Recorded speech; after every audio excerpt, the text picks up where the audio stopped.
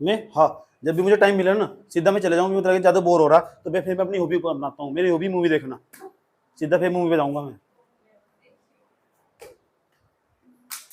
आ जाओ, ध्यान से समझो अच्छे तरीके से। अब हम पढ़ेंगे कि 16 महाजनपद थे। हेलो, सुनो ध्यान से, ये 16 महाजनपद थे। इन 16 महाजनपदों में से जो हमारा ये मगध, यही तो मगध, मगध को हम बिहार कहते हैं, बिहार के अंदर पड़ता मगध। ये मगध इतना उत्कर्ष और इतना शक्तिशाली क्यों हुआ, इनमें मगध ही क्यों पनपा, मगध के उत्कर्ष का क्या कारण है। 16 महाजनपदों में तो जो मत्स्य था, जो कि राजस्थान में पड़ता, मत्स्य जो राजस्थान में पड़ता, ये इतना तेजी के साथ क्यों नहीं पनप पाया। कहते हैं अगर कोई भी क्षेत्र उसका अगर विस्तार होगा ना, उसमें कई सारे कारक जिम्मेदार हो। नंबर फर्स्ट, जो मगध था ना, उसकी भौगोलिक स्थिति उसके लिए जिम्मेदार थी। कहते हैं जो मगध था ना, मगध के उत्तर में जाओगे वर्षभ पहाड़ी, नीचे विंध्याचल पहाड़ी, इधर अलग पहाड़ी, इधर अलग पहाड़ी, चारों तरफ से तो पहाड़ियों से घिरा हुआ, आसपास उसके नदी भी है, गंगा नदी के किनारे भी है वो, इसका मतलब पानी की भी कोई प्रॉब्लम नहीं है। दूसरा, रक्षा तो प्रकृति के द्वारा पहाड़ियों से कर दी गई। दूसरा, वहां लोहे की खदानें भी मिल रही। समझ बात है, उसकी भौगोलिक स्थिति उसके लिए जिम्मेदार है। पहला कारक भौगोलिक स्थिति उसके लिए जिम्मेदार है। लोहे की खोज भी हुई वहां से, हाथी भी है थे वहां से, हाथी, उनका उपयोग मगध ने, मगध जो साम्राज्य था, मगध ने उसका उपयोग ना पता किसमें कर दिया, युद्ध में भी कर दिया। समझ नहीं बात यार। दूसरा, यहाँ जब लोहे की खदान थी तो उसने लोहे का हल बनाना सीख लिया। जब लोहे का हल बनाना सीख लिया, जमीन को साफ करने में आसानी हुई, जमीन को साफ करने में आसानी होगी तो वहां एग्रीकल्चर बढ़ जाएगा, कृषि क्षेत्र में विस्तार होगा। जब कृषि क्षेत्र में विस्तार होगा तो मगध का उत्कर्ष बढ़ता चला जाएगा। मगध था ना जो, उसकी 2 राजधानी थी। कितनी? एक एक एक, एक का नाम, एक राजगिरी, एक क्या थी, पाटलिपुत्र। पाटलिपुत्र को पता किसने बनाया था? पाटलिपुत्र को उदयन ने बनाया था। पाटलिपुत्र ने ना, पाटलिपुत्र के अंदर जो था 2 राजधानी थी इसकी। पहले तो इसकी राजधानी थी राजगिरी, आज राजगिरी बिहार में पड़ा, बहुत पॉपुलर फेमस स्थल बना रखा हो। दूसरी राजधानी थी पाटलिपुत्र, जो कि उदयन ने बनाई थी। सही बात, किसने? उदयन। अजात शत्रु का पुत्र था उदयन, याद रखना बात है, अजात शत्रु का। आज इनके बारे में पढ़ेंगे, अजात शत्रु कौन था, बिम्बिसार कौन था। तो जो उदयन था ना, उदयन ने वहां एक किला भी बनवाया था, पूरा का पूरा एक किला तैयार करवाया था पाटलिपुत्र के अंदर। समझ में आई बात है। आज हम क्वेश्चन ओरिएंटेड बात करेंगे, वो भी यूपीएससी वाले क्वेश्चन की बात करेंगे हम। समझ में आई बात है, क्योंकि इसकी खास बात है हिस्ट्री का, सिलेबस नहीं बदलने वाला बिल्कुल भी। दिस इज फिक्स सिलेबस, ये फिक्स सिलेबस है, इसमें कोई अपडेट थोड़ा ही होना बिल्कुल भी। तुम चाहे, अगर तुम्हें अच्छा लग रहा है इतिहास जो मैं पढ़ा रहा हूं और जुड़ती चली जा रही कड़ी पे कड़ी, तो तुम चाहे तो इसे ऑप्शनल भी अपना सकते हो। हिंदी माध्यम के लिए एक बहुत अच्छा ऑप्शनल हो हिस्ट्री, याद रखना बात, ये बहुत अच्छे नंबर देके जाओ। हिंदी साहित्य, और हिंदी साहित्य के बाद इतिहास, इतिहास जीएस में भी काम आएगा, उसमें भी काम आएगा। बस थोड़ा सा सिलेबस ही तो बड़ा हो जाए उसका, सही बात है। लेकिन हिंदी साहित्य का भी कम सिलेबस नहीं है, बहुत सिलेबस है उसका भी। बात समझ में आया? बदलना है नहीं बिल्कुल भी।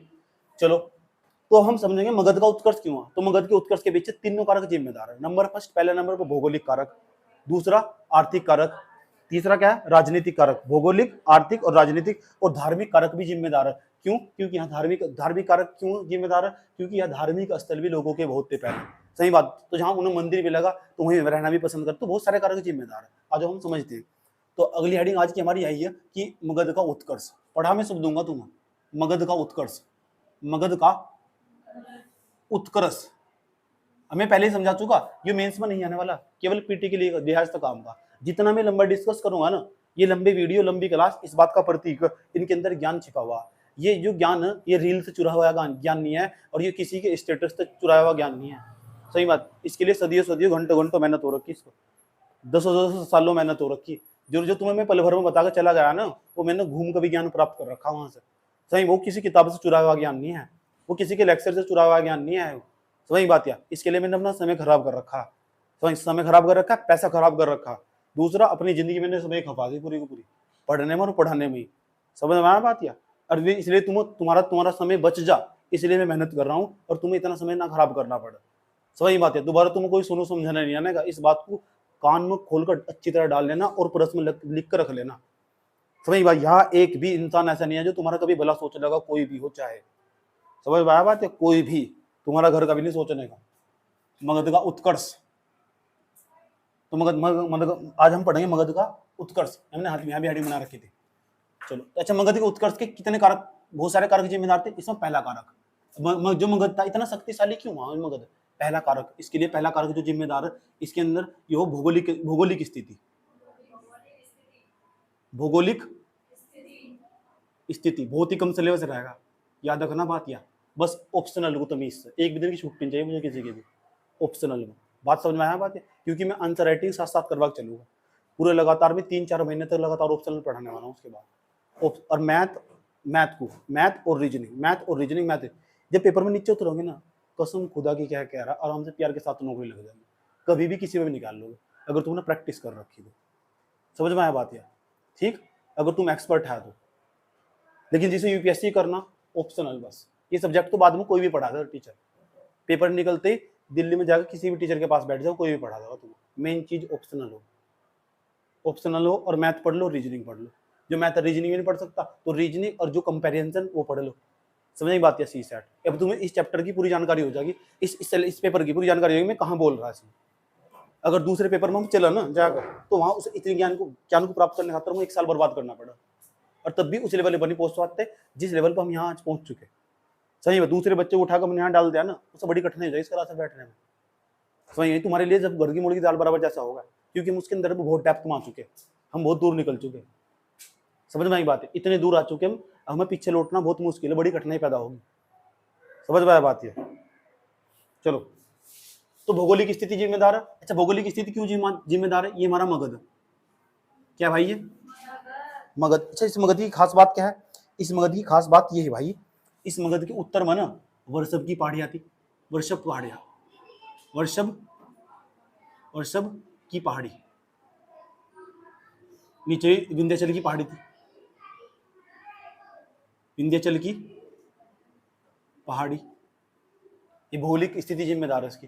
दूसरा, गंगा नदी जा रही थी यहां से। कौन सी नदी जा रही थी भाई? ये गंगा नदी जा रही थी यहां से। तो लोग क्यों नहीं बसना पसंद करेंगे मगध? तो मगध का उत्कर्ष होगा। दूसरा क्या है? भौगोलिक स्थिति, यहाँ लोहे की खदान भी है। किसकी खदान है? लोहे की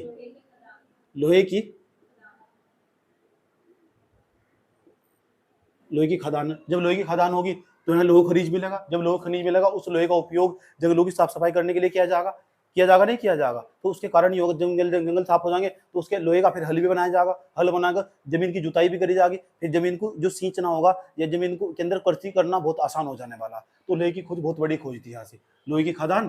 दूसरा, उसके तीसरे नंबर पर जो जिम्मेदार है इसके लिए कारक कौन थे?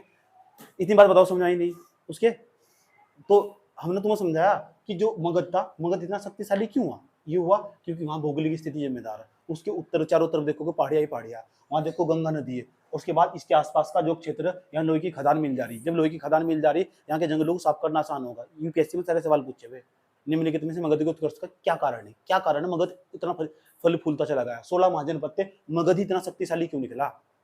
समझ नहीं बात यार। तो किसी भी एक क्षेत्र का अगर विस्तार हो पा रहा है, उसमें उसकी भौगोलिक स्थिति जिम्मेदार हो। जैसे बिहार हमारे यहाँ से, आज भी बिहार सबसे पिछड़ा हुआ राज्य है।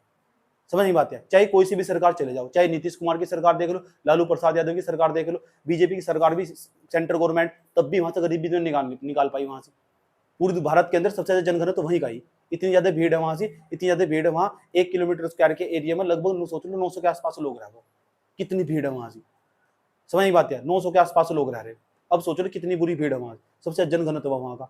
दूसरा क्या है? वो पूरा एरिया लैंड लॉक है, उसके पास समुद्र नहीं है। दूसरा क्या है? वहां इंफ्रास्ट्रक्चर सही नहीं है बिल्कुल भी। तो वहां की भौगोलिक स्थिति ऐसी, तो जो उस क्षेत्र की भौगोलिक स्थिति ऐसी, यानी वो ऐसी जगह स्थित है, वहां उसका विकास होने में, उसकी जहां वो रह रहा है उसकी कठिनाई पैदा होगी। समझ नहीं बात यार, इतनी बात बताओ, समझ नहीं आई? ठीक, तो जो ऐसे व्यक्ति हो, वो जिस स्थान पर रह रहा उसका विकास क्यों नहीं हो पा रहा? ऐसी माहौलों में रह रहा ना वो। समझ नहीं बात? किसी को उठा लो तुम, ये लड़की पढ़ने में क्यों नहीं दिलचस्पी ले रही? माहौल ही ऐसा है चारों तरफ, कौन इसके आसपास पढ़ने वाली है ही नहीं कोई। जिनसे बात कर रही मैं सारे ठप, आसपास के चारों पड़ोसी ठप, तो क्यों पढ़ेंगे? भौगोलिक स्थिति जिम्मेदार। बात समझ में आई है? मेरे पीछे पड़ेगा दो गाजियो तो पता लग चुका। तो किसी व्यक्ति किसी क्षेत्र को ले लो, उस क्षेत्र का विकास क्यों नहीं हो पा रहा? भौगोलिक कारक जिम्मेदार है, जिस स्थान पर रह रहे हैं हम। ऐसे समझ। अब जो मेरे आसपास एरिया में यहाँ रहता हूँ, तुम सारे लोग क्यों पढ़ रहे? तुम मेरे आसपास ही तो एरिया में रह रहे हैं। अब जो पड़ोस का एक गांव उठा लो, उसमें कोई ऐसा व्यक्ति होगा जो इतना पढ़ा लिखा हुआ होगा? नहीं होने का। ऐसा कौन सा व्यक्ति 3 सब्जेक्ट में एमए पास आउट हो रहा, 4-5 डिग्री ले बैठा हुआ? इसमें इतनी बुद्धि थोड़ा ही है। और ये जो डिग्री है पैसे देकर खरीदी हुई, ये पेपर दे रखे तमीज से पढ़कर घर से जाकर। पता कि अरस्तु ने यो कहा, वो लिखा वहां पेपर में जाकर। मुझे पता है प्लेटो का न्याय सिद्धांत क्यों कह रहा था।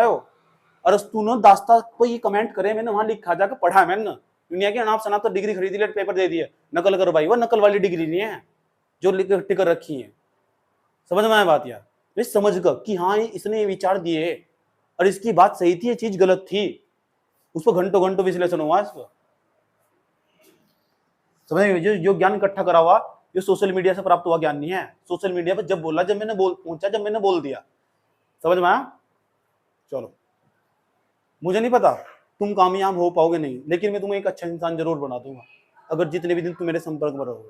और इस धरती पर रहने के लिए एक अच्छा इंसान बनना बहुत जरूरी। सही बात है।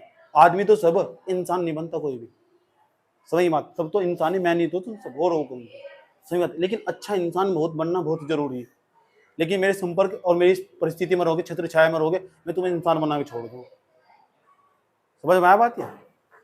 और तमीज से मेरी कहावत मानते चले गए तो ये भी गारंटी, अगर तुम ऐसे कैंडिडेट हो, कोटा ले, तो एक दिन तुम्हारा सिलेक्शन होना तय है, चाहे वो हो किसी दिन। ये तय है, फिक्स। उस पर अटेम्प्ट की काउंटिंग ही नहीं है। आज नहीं तो कल, कल नहीं तो परसों उसका होना तय है। धीरे धीरे उसके अंदर का आत्म स्वाभिमान जाग जाएगा, जिसके दिल पर लगी ठोकर, सोचा क्या बचेगा। मान लो तुम्हारे पास से सब कुछ बर्बाद हो गया, एक इंसान के पास क्या बचेगा फिर? किताब और कॉपी, और क्या पढ़ भी रखा चलो तो दोबारा बैठा खाओ। तो वही मान लो तुम्हारे घर वालों ने तुम्हारी जबरदस्ती शादी करी, और जो तुम्हारा जो हस्बैंड था वो निकला निकम्मा एक टाइप का। सही बात, तुम्हें दे दिया तलाक, तो तुम क्या करोगे? अब तुम्हारे पास क्या है? किताब, सिलेबस पूरा खोल लोगे, वीडियो जाओगे, पढ़ोगे, तमीज से एग्जाम दोगे, क्लियर हो जाएगा। समझ में आया बात यार? क्योंकि वो चीज जो तुम तो कोई भी छीन ही नहीं सकता। हस्बैंड छीन लिया, प्रॉपर्टी छीन ली, सब छीन लिया, सब कुछ। अब तुम्हारे पास पेन है, कॉपी है, चाहे किसी का सपोर्ट भी ना हो, लेकिन जो बुद्धिमत्ता है ना, उसे कभी कोई निकाल नहीं सकता। समझ में आई बात है? मैंने वो एसेट्स तुम्हें पर आप दे दी, वो एसेट्स यहाँ दी जा रही है भी तुम्हें। अभी तो मेरे तो बहुत कुछ सीखना बाकी। समझ नहीं बात है? ये किताबों का चट यूं नहीं लगता। समझ में आया बात? अभी तो तुम्हें बहुत कुछ सीखना। अभी तो जितना तुमने सीखा ना, जितना मेरे पास नॉलेज है, अभी तो उसका मैंने तुम्हें 0.11% भी नहीं दिया। समझ रही बात है? 50 बार बता चुका, मैं रियलिटी में बहुत पढ़ा लिखा इंसान हूं, ये नहीं है कि वैसे ही भी टेम्परेरी वाला। तो मैं चाहता हूँ तुम भी पढ़ो। ये नौकरी वोकरी तो बहुत छोटी हल्की बात है, मर मर कर पढ़ लो आज, फिर मजा ही मारोगा आगे जाकर, क्या दिक्कत हो रही। तो भौगोलिक कारक जिम्मेदार हो गए वहां, चलो अच्छी बात है। और क्या कारक जिम्मेदार है वहां की? और वहां से राजनीतिक कारक भी है, राजनीतिक कारक, और कुछ धार्मिक कारक भी है। कौन सा कारक? धार्मिक कारक। कल्चर में डिस्कस कर दूंगा मैं सब। सही बात है, राजनीतिक कारक भी है, क्योंकि यहाँ के जो राजा थे ना, वे राजनीतिक तौर पर क्या है, बहुत बुद्धिमानी लोग थे। सही बात है? जो अब एक व्यक्ति जो जिसका नेतृत्व क्षमता खतरनाक हो। समझ बात है? लोग कहते हैं राहुल गांधी की नेतृत्व क्षमता खतरनाक नहीं है। अब देखो इंडिया के गठबंधन राहुल गांधी की नेतृत्व क्षमता खतरनाक दिखाई जा रही। समझ आई बात है? तो नेतृत्व क्षमता करने वाला व्यक्ति ना उभर गया, उसकी छवि खराब कर दी गई थी। मोदी की नेतृत्व क्षमता खतरनाक है, डेंजरस, इसलिए तो आ गया था। लेकिन बाद में लोगों को समझ में आने लगा जुमलेबाजी करो और कुछ नहीं करता। सही बात है, झूठी बोल रहा है ना इधर। समझ में आया बात है? ये धार्मिक कारक क्या है? वहां की परिस्थिति है ऐसी। धार्मिक कारक भी इसके लिए जिम्मेदार है। फैक्टर जो धार्मिक कारक भी इसके लिए जिम्मेदार है कि जो भौगोलिक जो मगध है ना, उसका उत्कर्ष ही ऐसा वहां से। वहां क्या संस्कृति को लोग बहुत मानते हैं, पूजा पाठ लोग बहुत ज्यादा करते हैं, सब चीजें वहां मिल जाती है, गंगा माता की पूजा करते हैं। तो बहुत सारे कारक जिम्मेदार है, सारे कारक इसके लिए जिम्मेदार है कि मगध का उत्कर्ष हुआ, मगध फलता फूलता चला गया। लेकिन मैं 16 महाजनपद में जितने जो राजा है मैं सबके बारे में पढ़ाऊंगा ना। मगध के अंदर जो व्यक्ति अपना विकास करता चला जाएगा, कितने वंश आएंगे, उन 3 वंश आए, तीनों के तीनों वंश में अलग अलग राजा आए। अच्छा, वंश का मतलब जानते हो क्या हो? वंश का मतलब क्या हो? मैं हूं सोनू, मेरा पुत्र आगा, उसका पुत्र आगा, उसका पुत्र आगा, बीच में पड़ोस का आया, जो वाला पुत्र चल रहा था ना उसे मार दिया। सही बात, तो मेरा तो वंश कर दिया उसने खत्म और अपना वंश स्थापित कर लिया। बात समझ में आई? यही राजाओं के साथ हुआ। बात समझ में आई है? ठीक। उसके बाद उसका पुत्र आया, एक इधर आया, उसके पुत्र को मार दिया, उसका वंश समाप्त हो गया। और अगले वाले का वंश चलेगा। बात समझ में आई है? वंश का क्या मतलब हो? ठीक। इसी तरह मगध पर जो भी राजा आए, उन्होंने जो शासन करा, उनके बारे में कुछ कहानियां मिलती है और उन तो बहुत सवाल पूछे जाते हैं। अब मगध का हम राजनीतिक, अब जो मगध उसका राजनीतिक व्यवस्था पढ़ेंगे, वहां का राजनीतिक साम्राज्य कैसा था, वहां किस तरह राजनीति होती थी, कौन कौन सा राजा आया, जब राजा आया तो राजनीति की बात करेंगे। सही बात है। वहां की राजनीतिक व्यवस्था कैसी थी, वहां की शासनिक प्रशासनिक व्यवस्था कैसी थी, समझ में बात? या मगध की बात कर रहे हैं हम, मगध की राजनीतिक व्यवस्था, मगध पर सबसे पहली बार कौन से वंश का शासन रहा, ये सारे सवाल पूछे जाते हैं। और उस वंश के कितने राजाओं का शासन रहा, और जो राजा था फिर उसके बाद राजा कैसे बना हो, वो सारी बातें हमें पढ़नी और इंटरेस्टिंग स्टोरी के साथ पढ़नी है। बात समझ में आई है? तो अब मैं जिस तरह तुम्हें समझाऊंगा बहुत गौर से समझना। तो बताओ हम कहा किसके बारे में पढ़ेंगे? मगध के बारे में। मगध की राजनीतिक व्यवस्था, बात समझ में आई है? मगध की राजनीतिक व्यवस्था मैं दोबारा बीए में एडमिशन लेना पड़ रहा। भारत सरकार की जो पॉलिसी है मुझे अलाउड नहीं कर रही कि मैं क्या करूं कि दोबारा में दूसरे सब्जेक्टों से दोबारा बीएस में क्यों एडमिशन लेना पड़ रहा है, इसलिए लेना पड़ रहा है जिन सब्जेक्ट में मैंने बीए करी थी उसमें पहले ही मास्टर्स कर चुका। अब मैं 3 सब्जेक्ट में और जो उसमें नहीं आए थे, 3 तो इधर थे 6, पहले तो 3 में बी हो जाएगी तो 3 6 डिग्री मेरे पास और आ जाएगी, 3 डिग्री और आ जाएगी मेरे पास। इसमें फिलोसॉफी लूंगा इधर साइड से, हिंदी लिटरेचर लूंगा, एक सब्जेक्ट और ढूंढ रहा हूँ कौन सा लूंगा मैं। समझ में आ बात? या दोबारा बुद्धि खराब है मेरी। एक इंसान एजुकेशन तक पहचाना जा, मान लो कल को इंटरव्यू देने चला गया ना, तो कह रहे यार क्या आदमी हो तुम, कैसे कर लिया हो? 17 साल की पढ़ाई 10 साल में कंप्लीट करिए करना, जो तुम 17 साल में करोगे। अभी तुम के बच्चे क्या कर रहे हो? रेगुलर एडमिशन लेकर रखो, एक कोर्स एक डिग्री करेंगे। मुझे पता था बाद में जाकर मेरे साथ समस्या आने वाली है, मैंने रेगुलर भी एडमिशन लेकर रखा है, साइड में प्राइवेट भी चलाया। सही बात यार। कल को तुमसे पूछेगा क्या कर रखा तुम ना, इस लड़के को तो पूछेगा मैंने सिंपल बीए कर रखी, उसमें भी एक में पहले साल में बैक आ गई। समझ बात यार, बात समझ में आई नहीं यार? अब इससे पूछता जी मैंने बीएससी भी कर रखी है और बीए भी कर रखी है, तो इफेक्ट पड़ेगा नहीं पड़ेगा? ये बात हो। इसलिए एजुकेशन को हमेशा वरीयता देनी चाहिए। बड़ी जाति के लोग, शहर वाले लोग अपना घर बेच देंगे, अपने बच्चे को पूरा पैसा लगाएंगे, एजुकेशन में कभी भी कमी नहीं करने के, इतने स्ट्रिक्ट इंसान हो। सही बात है, ये खास बात हो शहर के बच्चों की। सही बात है, बहुत सारी लड़की और लड़के मेरे संपर्क बने हुए, इसलिए बता रहा हूँ तुम। ठीक है, कभी भी डिस्काउंट नहीं करते, पढ़ाई में नीचे जाने के, बिल्कुल भी जम का पैसा खर्च करेंगे, वही नहीं कमी करने के कटौती पैसे में। अब हम क्या करें गाँव के लोग?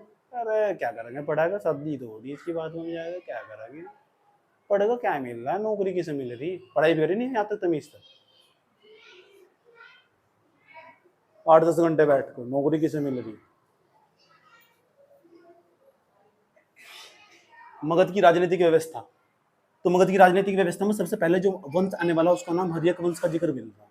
हर्यक वंश, हर्यक वंश में हम 4 राजाएं पढ़ेंगे, 4 राजाओं को पढ़ेंगे हम। एक हर्यक वंश हमारा जो मगध पर जो होने वाला, मगध पर 3 राजाओं का 3 वंश का शासन रहा, एक तो हर्यक वंश, एक नागवंश, नागवंश, और एक तीसरे नंबर पर हमारा नंद वंश। कौन सा वंश भाई? नंद वंश। इसमें हम जो राजा पढ़ने वाले उन राजाओं का नाम बता रहा हूं। पहले राजा था उसका नाम था बिंबिसार। बिंबिसार, हाँ बहुत सवाल पूछे थे। बिंबिसार, बिंदुसार नहीं आए। जब हम मौर्य साम्राज्य पढ़ेंगे वहां बिंदुसार के बारे में पढ़ेंगे, और उस बिंदुसार के पुत्र का ही नाम है अशोक, जो पूरी इंडियन हिस्ट्री में सबसे महान सम्राट कहलाया पहली बार। ऐसा क्यों? सम्राट किसे कहते हैं बाद में पहले ही बता चुका तुम। जो 16 के 16 पर राज कर लगा ना, 16 के 16 का एकीकरण कर देगा, वही सम्राट है। और अशोक महान सम्राट की उपाधि दी गई। अशोक की लाट का चिन्ह भी बना जाता, पता तुम्हें? अशोक की लाट का चिन्ह देखा तुमने? एक शेर इधर हो, एक शेर इधर हो, एक शेर बीच में हो, 1 रुपए वाले सिक्के पे बना हो भारत से का चिन्ह हो। सही बात है। बिंबिसार, अब बिंबिसार का कहते हैं, बिंबिसार का जो शासन काल है ना, अच्छा पहले कौन सा वंश? अरे इसके बाद पता कौन सा वंश आ जाएगा? मौर्य वंश। मौर्य वंश, यही बाद में जाकर मौर्य वंश बदल जाएगा। नंद वंश है ना, ये बहुत क्रूर हो जाएगा यहाँ का शासक। जैसे मैंने तुम्हें एथिक्स पढ़ाई थी उसमें बताया था तुम्हें, नंद वंश का जो शासक था ना धनानंद, वो बहुत क्रूर और निर्दयी शासक हो जाएगा, जनता बहुत अत्याचार करना स्टार्ट कर दिया था। वहां तक चाणक्य ने ना, एक व्यक्ति था जिसे ट्रेनिंग दी थी, चंद्रगुप्त मौर्य के नाम से जो जाना गया, उसे ट्रेनिंग देकर और इसने नंद वंश को उखाड़ फेंका था और मौर्य साम्राज्य की स्थापना कर दी थी। ये वही है मौर्य साम्राज्य। एथिक्स में देखो मैं उदाहरण कहां तक खींच कर ले गया था, यहाँ से बहुत उदाहरण मिलते हैं। समझ में आया बात? या चलो बिम्बसार। अच्छा बिम्बसार को जब तुम पढ़ोगे, बिम्बसार के बाद इसका जो शासनकाल पढ़ोगे तुम, इसका शासनकाल रहेगा भाई 544 बीसी से लेकर 492 ईसी तक। 544 बीसी से लेकर 492 बीसी तक। किसी किसी पेपर में सन भी पूछ रहे, किसी किसी पेपर में, बहुत छोटे छोटे पेपर में। यूपीएससी से और पीसीएससी से कोई नाता नहीं है, पहले ही बता के चल रहा हूँ। दूसरे नंबर पर अब जो अगला शासक आने वाला बिम्बसार के बाद, तो बिम्बसार के बाद जो शासक आगा उसका नाम था अजातशत्रु। क्या नाम है भैया? जिसे कुणिक के नाम से जानते हैं, अजातशत्रु। अजातशत्रु इसने ही तो बेटे इसने तो इसकी हत्या कर दी थी। ये इसका ही तो बेटा था, इसने इसकी हत्या कर दी। इसकी 2 पत्नियां थी। वैसे तो इसने बहुत सारे विवाह कर रखे थे, कहीं कहीं जिक्र मिला कम से कम 300 के आसपास इसने विवाह कर रखे थे। 300 500 के आसपास विवाह कर रखे थे इसने, 500। लेकिन 3-4 पत्नियां बहुत फेमस थी इसकी। 4-5 पत्नी रखना तो उस टाइम पे बहुत आम बात थी। समझ में आई बात है? अजातशत्रु इसका जो शासनकाल है, अपने बाप की हत्या कर दी, छुरा भोंक कर इसके सीने में छुरा भोंक दिया। यू कह रहा है मुझे वजीरा पसंद है, फिर आई लाइक वजीरा। अच्छा यह बात है। आया चुपचाप पीछे तो उसके सीने में छुरा भोंक दिया। 492 से लेकर, सुन लो, 492 से लेकर हम पढ़ेंगे 492 से लेकर भैया 460 बीसी। 460 बीसी कितने साल के आसपास राज करा से ना बता सकूं लगभग। अजातशत्रु कहते हैं जैसा करोगे ऐसा ही भरोगे। इसका एक पुत्र है, उसका नाम था उदयन। उदयन भी बोल लो, उदयन बोल लो, उदयन भी बोल लो। सर उदयभद्र के नाम से भी जानते हैं सर। 460 से लेकर और 444 बीसी तक इसका शासनकाल रहने वाला।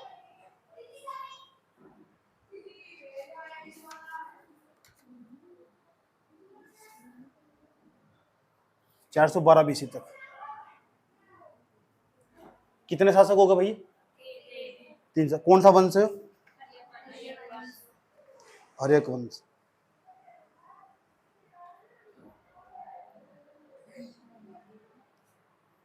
उसके बाद आगा नागदशक।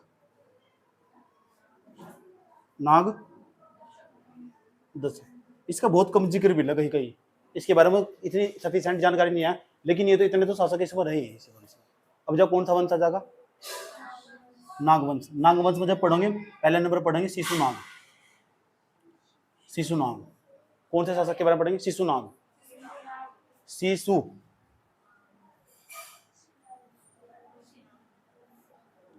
दूसरा जो शासक होगा हमारा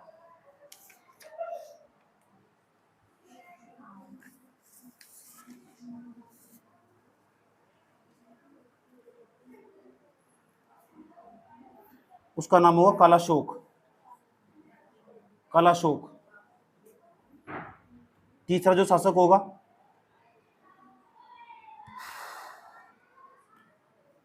इस वंश का जो अंतिम शासक होगा भैया नंदीवर्धन। फिर कौन सा वंश आगा? नंदवंश। नंदवंश का जो संस्थापक हो महापद्मानंद। महापद्मानंद।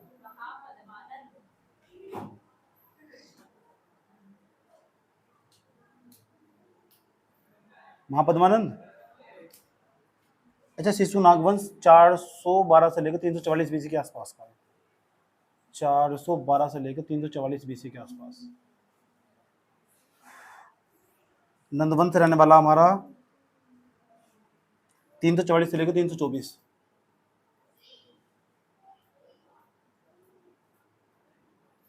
महापद्मानंद। उसके बाद जो शासक आने वाला इसका धनानंद। अंतिम शासक है धनानंद। एक मिनट, धनानंद नोट करो यहां तक।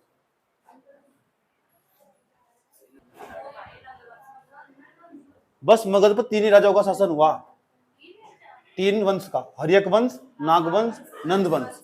समझ में ये बात है? उसके बाद मौर्य वंश नहीं, मौर्य वंश तो अपना खुद का बना देगा और पूरे भारत पर राज्य करेगा। फिर वो फिर ये महाजनपद था ये हट जाएगा, पूरा का पूरा एक राज्य तैयार हो चुका होगा, वो राज्य में बदल चुका होगा, फिर राज्य की संकल्पना यहाँ से आ गई। समझ की बात। फिर इसे साम्राज्य को पूरा का पूरा ये महाजनपद नहीं बोलने, इसे बोल लेंगे महाजनपद नहीं बोलने, इसे बोल लेंगे मौर्य काल और मौर्य साम्राज्य बोल लेंगे, पूरा मौर्य साम्राज्य बन जाएगा। फिर वो अपने हिसाब से सारा अपने कानून बनाएगा, अपने संविधान बनाएगा, अपने सब कुछ बनाएगा, अपने हिसाब से चलाने वाला। समझ में आया बात? या तो हम ना बच्चे क्या कर, इतिहास को पढ़ते हुए क्यों बोरिंग हो वे इतिहास में ना सिर्फ एक ही चीज पढ़, राजनीतिक व्यवस्था, उसके अलावा कुछ नहीं पढ़ते। उसमें डेट याद करनी पड़, किसका बाप कौन था ये याद करने पड़। अबे महामूर्ख आदमी, तुम्हें ये नहीं पता इतिहास का मतलब क्या है? History is not equal to राजनीतिक इतिहास। वो केवल राजनीतिक इतिहास केवल उसका एक हिस्सा, वहां की राजनीतिक, वहां की अर्थव्यवस्था कैसे आगे बढ़ रही इस पर ध्यान नहीं देते। क्या क्या बदलाव हुआ, पहले क्या था, अब क्या क्या बदलाव हो चुका, आर्थिक व्यवस्था पर ध्यान नहीं देना उसे। सही बात। या वाणिज्यकरण जो हो, कैसे ट्रेड आगे बढ़ रहा है उस पर ध्यान नहीं देना उसे। कौन कौन सी चीज पहले थी, कौन कौन सी चीज बदलाव अब आ गया, उस पर ध्यान देता नहीं हो। बदलने वाले बिंदु पर सवाल कहां से पूछे यूपीएससी? यूपीएससी हमेशा बदलती हुई चीजों से सवाल पूछे, पहले क्या था अब क्या था। 6ठी शताब्दी ईसा पूर्व सबसे पहली बार चांदी के सिक्के चांदी के सिक्के प्रयोग हो जाएंगे, बाद में जाकर तांबे के सिक्के चलने स्टार्ट हो जाएंगे। पहली बार सिक्कों को हम निस्क के नाम से जानते हैं, निस्क। सही बात है। ये पंचमार्क के नाम से भी जानते हैं। अभी तुम्हें सवाल दिखाऊंगा, 30 के आसपास सवाल दिखाऊंगा तुम्हें, तुम सारे सवाल उड़ा दोगे। सही बात है। और एक ही चीज बोल लोगे, आई कैन डू इट, मैं इसे आराम से कर सकती हूँ, ऐसे ही सवाल आते हैं और शायद मैं इसी के ही लायक हूँ। समझ में आया बात है? क्योंकि फैक्चुअल चीज जिस बच्चे पे याद नहीं होती ना, उसे कंसेप्चुअल चीज समझ में जाती है और वो आराम से यूपीएससी के पेपर में बैठ सकता है। समझ में बात? या तो हर्यक वंश में 4 राजाओं का जिक्र मिलेगा, बिम्बसार, अजातशत्रु, उदयन और नागदशक। समझ बात है, इसका भी जिक्र मिला हुआ। दूसरा नागवंश, नागवंश में शिशुनाग, कालाशोक और नंदी वर्मन। दूसरे बाद उसके बाद हम पढ़ेंगे नंदवंश, नंदवंश महापद्मानंद जिसने इसकी स्थापना करी थी। फिर धनानंद का जिक्र मिलेगा। मैं वही पहलू टच करूंगा राजनीतिक व्यवस्था में से। इस पर सवाल नहीं पूछता यूपीएससी, मैं भी कह रहा हूँ आज तक तुम मुझे राजनीतिक व्यवस्था पर सवाल नहीं दिखाई, मिलने का ही नहीं। वो आर्थिक व्यवस्था से सवाल पूछ, वहां के प्रशासनिक ढांचे तक सवाल पूछ, वहां के कर प्रणाली तक सवाल पूछ, टैक्स तक, वहां की आर्थिक व्यवस्था तो सवाल पूछ, वहां के एग्रीकल्चर तक सवाल पूछ, वहां की धार्मिक व्यवस्था सवाल पूछ। और बच्चा क्या पढ़े पूरे साल भर, यो कौन सा राजा था, उसके बाद कौन सा आया, ये एसएससी पूछ बेटा, यूपीएससी नहीं पूछता इसमें। सही बात है। वो पीसीएस पूछ, पीसीएस भी अब तो इन बन जाता, पीसीएस भी उस पर जाओ जिस पर मैं बता रहा हूँ, क्योंकि पीसीएस अपना लेवल बढ़ा रहा और यूपीएससी की तरफ जाएगा। और जब भी एसएससी वाले अपना लेवल बढ़ाएंगे तो पीसीएस की तरफ जाएंगे। सही, जब पीसीएस अपना लेवल बढ़ाएगा वो यूपीएससी की तरफ जाएगा। अब यूपीएससी क्या अपना लेवल बढ़ाएगा, भारत की सबसे बड़ी संस्था तो भाई है, जब तो वह संवैधानिक संस्था, संविधान में भी उसका जिक्र। समझ की बात है। एक संस्था बताओ जो इस यूपीएससी के अलावा हो और जो संवैधानिक पेपर करवाती हो यूपीएससी के अलावा और संविधान में जिक्र हो, है नहीं कोई भी संस्था। संविधान तो तुमने भी पढ़ा है। समझ की बात है। तो भारत की सबसे बड़ी संस्था तो भाई है, सारे पेपर तो भाई बनाएंगे, उसके ऊपर तो कोई जा नहीं सकता। तो तैयारी देखो किस टॉप बॉटम पर जाकर कर रहे, इस लेवल पर जाकर तैयारी कर रहे। सही बात है। तो अरे गहरे लोगों को तो छोड़ना पड़ा ऐसा करके, चल बेटा चल चल चल चल। I don't like this, I don't like this, I don't like this, I don't like this, I don't like this, I don't like this, I don't like this, I can do it, I can do it, I can do it, I can do it, I can do it, I can do it, I can do it, I can do it, I can do it means fail. शुरू तैयारी करो, फिर prelims, इतना paper यहाँ पे चला जाएगा, फिर मेंस, फिर interview, I can do it, I can do it, I can do it, interview fail. उसके बाद दोबारा फिर prepare, prelims, mains, interview, I can do it, I can do it. भाई जी ने कहा था मैं कर सकती हूँ, मैं कर सकती हूँ, मैं कर सकती हूँ। फाइनल, फाइनल बाउंड्री लाइन से बाहर और तुम्हारी पॉपुलैरिटी, पॉपुलैरिटी वो चीज जिसके लिए तुम काबिल थे, जिसके तुम बने थे। Imagine, you can imagine, easily imagine. आंख बंद करके उस चीज को महसूस करो, 5 मिनट बैठ कर उस लक्ष्य को महसूस करो जिसके लिए तुम पैदा हुए। तुम समझ में आएगा तुम किस चीज की तैयारी कर रहे हो। हीरोइन बन जाओगी, हीरोइन से ज्यादा पॉपुलैरिटी मिला और रेस्पेक्ट मिला बड़ी मात्रा में। हीरोइन को इतना रेस्पेक्ट नहीं मिलने का, क्योंकि क्या है आजकल सोशल मीडिया का जमाना, पॉपुलैरिटी तो तुम्हारी खुद ही मिल जाएगी। मीडिया का तांता वहां तक लगा रहेगा चारों तरफ, जहां तक तुम्हारी गली स्टार्ट होगी और जहां तुम्हारी गली खत्म हो जाएगी। इंटरव्यू देने वालों की तांता लगा है वो। सही बात यह, इंस्टाग्राम पर फोटो खींचते हुए अच्छे लगेंगे, समझ बात। लेकिन ये शौक खुद ही लास्ट तक जाते खत्म हो जा, क्योंकि वो भाव अंदर तक उभर चुका हो कि मुझे सेवा करनी है, यार जनमानस की सेवा करनी है मुझे। सही बात है, भाव इस भाव से हम सर्विस में बढ़ते हैं आगे, कि मुझे दूसरों के काम आना, मैं दूसरों के काम तो आ रहे। समझ में आया? बस फाइनल, तुम तो सुधरोगे, कई सारी पीढ़ियों को लेकर सुधरोगे, बहुत सारी लड़कियों को, बहुत सारे लड़कों को, पूरा समाज लेकर तुम सुधरोगे। जब एक लड़का कामयाब हो ना, तो केवल एक लड़का कामयाब हो, और जब एक लड़की कामयाब हो तो पूरा देश कामयाब हो। ये मेरा कथन है, चुराया हुआ कथन नहीं है। समझ बात है, क्या कहा? जब एक लड़का कामयाब हो तो सिर्फ एक लड़का कामयाब हो, और जब एक लड़की कामयाब हो तो पूरा देश कामयाब हो। क्योंकि निबंध आता नहीं यूपीएससी में, ठीक, कि पालना झुलाने वाले कौन? पालना झुलाने हाथों में देश की बागडोर होती है। हाँ वही तो, पालना झुलाने वाले जो हाथ है ना, उसमें देश की बागडोर होगा। वो बताएगी भविष्य, बच्चे का भविष्य क्या होगा। लालन पालन पोषण की शुरुआत वहां से हो। समझ बात यार, ठीक। मान लो कल को तुम्हारा यूपीएससी भी क्लियर नहीं हुआ ना, मैं गारंटी और दावे के साथ कह सकता हूँ, तुम अपने बच्चे को, लड़की हो चाहे लड़का हो, उसके कान में पहली आवाज ये बोल लेंगे, engineer not engineer, you can try only IAS, only IAS, only IAS, only IAS. और तुम आज से यूपीएससी की तैयारी करोगे अभी से ही। नर्स को बोलो उसके कान में यूपीएससी बोले।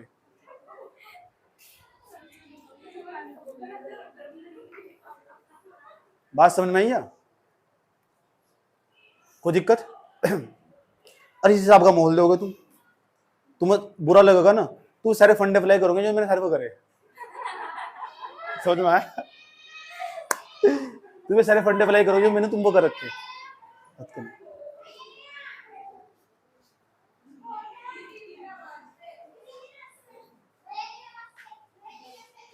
बिम्बसार, अजात शत्रु, उदयन और नागवंश। नमस्ते, ये उतार ले, तुमने नोट कर लिया तक। अब हम क्या समझने वाले? अब हम बिम्बसार के बारे में समझने वाले। क्या स्टोरी थी इसकी, कहाँ का राजा था? मगध का राजा था। मगध पर सबसे पहला जो शासक हुआ, उस शासक का नाम था, उस वंश का नाम था हर्यक वंश। हर्यक वंश के बाद नागवंश, नागवंश के बाद नंदवंश, नंदवंश के बाद मौर्य वंश। पेपर में सेम सवाल आया पीसीएस में, यूपीएससी में नहीं, कि इनका क्रम बताओ, इनका क्रम बताओ, पहले कौन सा वंश आया, बाद में कौन सा वंश आया, बाद में कौन सा वंश आया। तो ये हमारे मगध पर मगध पर जो हमारे 3 वंश आए, हमारे 3 वंश के बाद चौथे नंबर का जो वंश था ये आया हमारा। इतनी बात बताओ, समझ में आई नहीं? अब हम कौन सा वंश पढ़ने वाले? हर्यक वंश। इस पूरे वंश का जो संस्थापक वो बिम्बसार को कहा जा, किस? क्योंकि अब इतना ही जिक्र मिला, बस मुझे जानकारी पता कहां से मिली, महाजनपद की जानकारी, जो मुझे कैसे पता लगा ये हर्यक वंश का पहला राजा बिम्बसार था? कैसे पता लगा मुझे हर्यक वंश का राजा बिम्बसार था? चुप रही है, कैसे पता लगा मुझे? मैं कहां से पढ़कर पढ़ा रहा था, तू बता। बौद्ध धर्म का अंगुत्तर निकाय, वीडियो नहीं पढ़नी, डांस कर लो बैठ कर जाएगा। सही बात है, अंगुत्तर निकाय। एक दूसरा जैन धर्म का कौन सा था? वो भगवती सूत्र। उसमें सब चीज लिखा हुआ कि यहाँ एक हर्यक वंश था, उसके बाद नाग वंश आया, उसमें ये शासक आए हैं। वहां से पढ़ा रहा हूँ मैं, जब मैं पढ़ाना चैप्टर स्टार्ट कर सबसे पहले यही समझाया था। तो कैसे बता दोगे? और डांस में देखो भी कथक करके दिखा देगी। बात समझ में आई? ये सारा चीजें मैं कहां से पढ़ा रहा हूँ?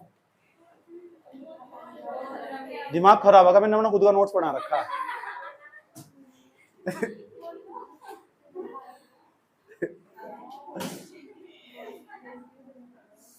इसमें क्या बेइज्जती होगी? इसमें क्या बेइज्जती होगी? एक बार एक लड़का लड़की पता क्या, घूमने चले गए, और घूमने पहली बार ही डेट पर गए हुए घूमने। डेट जानते हैं क्या हो? अरे मतलब पहली बार जब कि चलो लड़का लड़की प्लान बनाएंगे कहीं बाहर घूमने चलते हैं, स्टार्टिंग में ऐसा हो। और जैसे ही घूमने चले गए में, तो लड़की भी बहुत दयालु टाइप की, लड़का भी बहुत दयालु टाइप का, और लड़की ने निकाल कर ना एक भिखारन के हाथ में 10 रुपए का नोट रख दिया। कितने रुपए का? लड़के ने निकाल कर 20 रुपए का रखा है। कैसे मेरी बेइज्जती होगी? तो जो भिखारन थी ना, वो पता क्या आशीर्वाद देती है? भगवान तुम्हारी दोनों बहन भाइयों की जोड़ी सलामत रखे।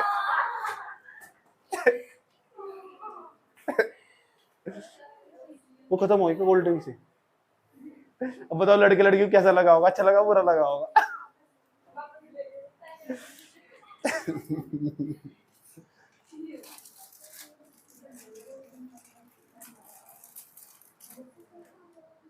हेडिंग बनाओ भाई कॉपी में, हर्यक वंश।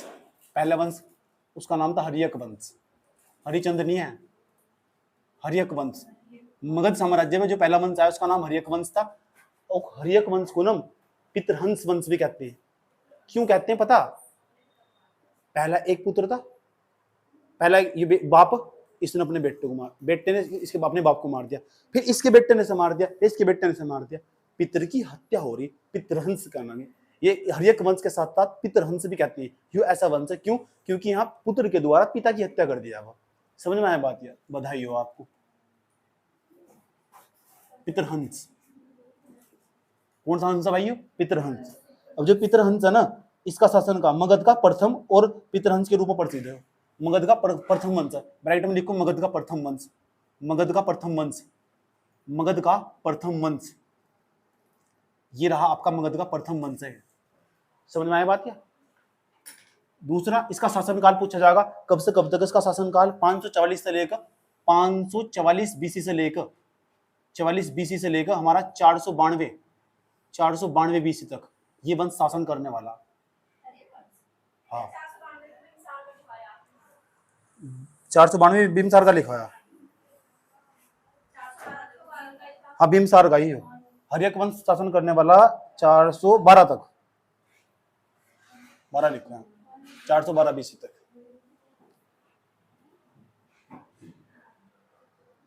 चलो इतनी बात बताओ, समझ में आई नहीं है? अब सवाल है, सबसे पहला सवाल पूछेगा कि जो हर्यक वंश है, हर्यक वंश का वास्तविक संस्थापक कौन था? अगर संस्थापक पूछा जा तो संस्थापक का नाम बार बार पूछा जाएगा। संस्थापक जानते हो? संस्थापक का मतलब है ये वंश बढ़ाया किसने आगे। तो जब हम भगवती सूत्र और जो भगवती सूत्र जो जैन धर्म का प्रसिद्ध ग्रंथ भगवती सूत्र, और जब हम बौद्ध धर्म का प्रसिद्ध ग्रंथ अगुत्तर निकाय पढ़ते तो वहां एक ही राजा का जिक्र मिलता, उसका नाम है बिम्बसार।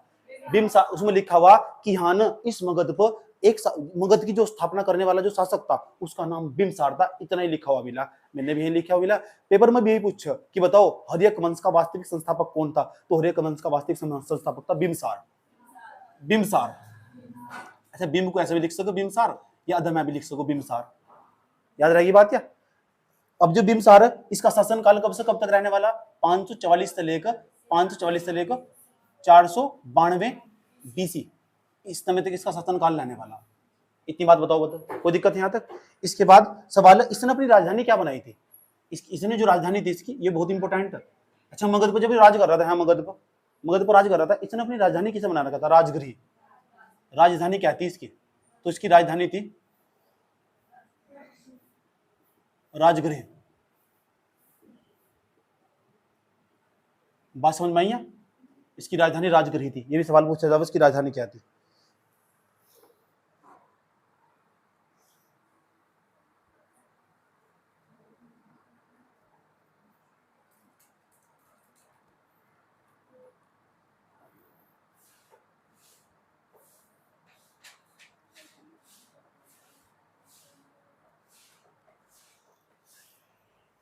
ठीक। अब इसने ना अपने राज्य का विस्तार कैसे करा? यो मगध पर यहां से हो, तो जो मगध पर इस टाइम हो, देखो यो मगध मगध मगध पर इस टाइम मगध पर किसका शासन है? अब जो बिम्बसार है हो, तो बिम्बसार ने तीन तरीके अपनाए इसने। कितने तरीके? दो तरीके तो इसके बहुत फेमस हुए। एक तो क्या करता था, दूसरों के साथ जाकर युद्ध लड़ेगा और उसके बाद उस राज्य को अपने में मिला लगा। जैसा अंग जीतता गया, मगध को काशी मिलाया गया, कहीं कहीं युद्ध करेगा, कहीं कहीं क्या करेगा, वहां सुंदर सी रानी ढूंढेगा। बिम्बसार कहते हैं इसकी 500 के आसपास रानी थी, 544 के आसपास। हाँ 500 के आसपास पत्नियां थी इसकी। कितनी?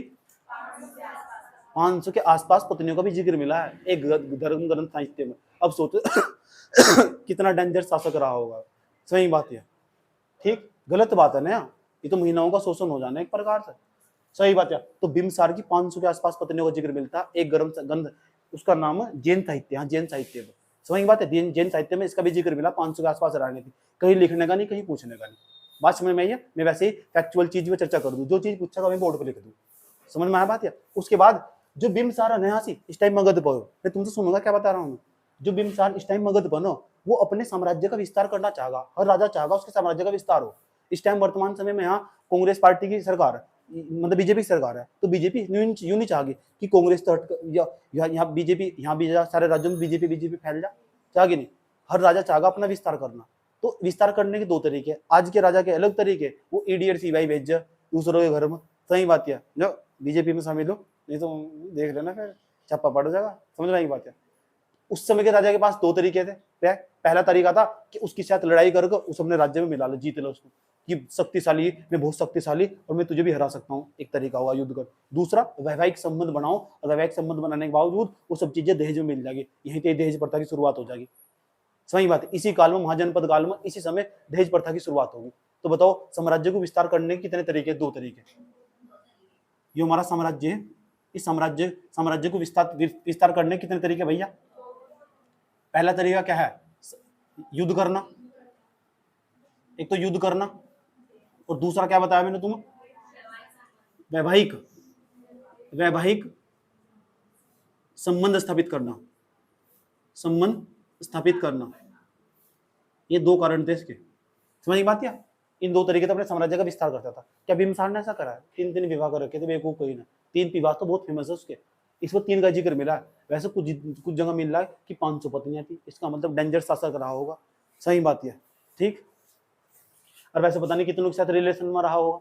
सही बात है, एक व्यक्ति की भी चीजें तो बहुत फेमस हो जाए, जो सबके सामने आ जाए। कुछ चीजें तो ऐसी हो जो कभी किसी के सामने आती नहीं। ऐसा समझो, मान लो कल को मेरी कोई बायोग्राफी लिखने लगा, तो मेरे कुछ ऐसे रिलेशन भी तो होंगे, ऐसी घटना भी तो होगी जो कभी किसी के सामने आने की। सही बात, तो हटी जाएंगे। तो इतिहास जिन्हें लिखा होगा, वही तो प्रसंग सामने दिखाए गए जो बहुत फेमस और पॉपुलर थे। सही बात यार, जो बहुत फेमस और पॉपुलर नहीं थे, तो ऐसी स्टोरी याद, मेरी इतनी सारी फ्रेंड थी, उसमें तो बहुत सारी फ्रेंड मेरे बहुत करीब भी रही होंगी। सही बात है, तो मेरी बायोग्राफी में सारी फ्रेंड तो कोई लिखने का रहा। कल को तुम मेरी कोई बायोग्राफी लिखोगी, मान लो तुम्हारे तो कोई रिपोर्टर बन गई, यूपीएससी वाले ज्यादा रिपोर्टर ही बन जा, तो मेरी बायोग्राफी लिखोगी, तो वे प्रसंग तुम्हें पता रहेंगे? पता ही नहीं रहेंगे बिल्कुल भी। पूछ लोगे मेरे तो है बताने का ही नहीं।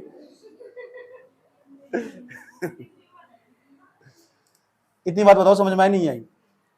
3 राज्यों में से वैवाहिक संबंध स्थापित कर रहे, जो हमारा है ये था ना बिम्बसार, इसमें 3 यहाँ देख लो, अभी ना लिखो, 3 राज्यों में वैवाहिक संबंध स्थापित कर रहे, 3 राज्यों में वैवाहिक संबंध थे इसके,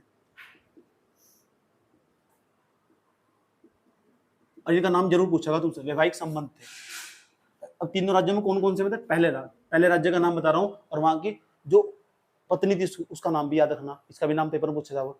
3 राज्य, अभी तो इस टाइम मगध में हो, बिम्बसार है यहाँ से, मगध की गद्दी बैठा हुआ, मैं बिम्बसार हूँ और मुझे साम्राज्य का विस्तार करना, मुझे रानियां चाहिए, ऐसा समझ में, क्योंकि इसके बिना कुछ होने का नहीं। तो पहले नंबर पर लिच्छवी गणराज्य था, लिच्छवी गणराज्य ऊपर बढ़ रहा है। लिच्छवी गणराज्य तुम्हारे मैप में देखो, लिच्छवी गणराज्य कहाँ पड़ रहा है?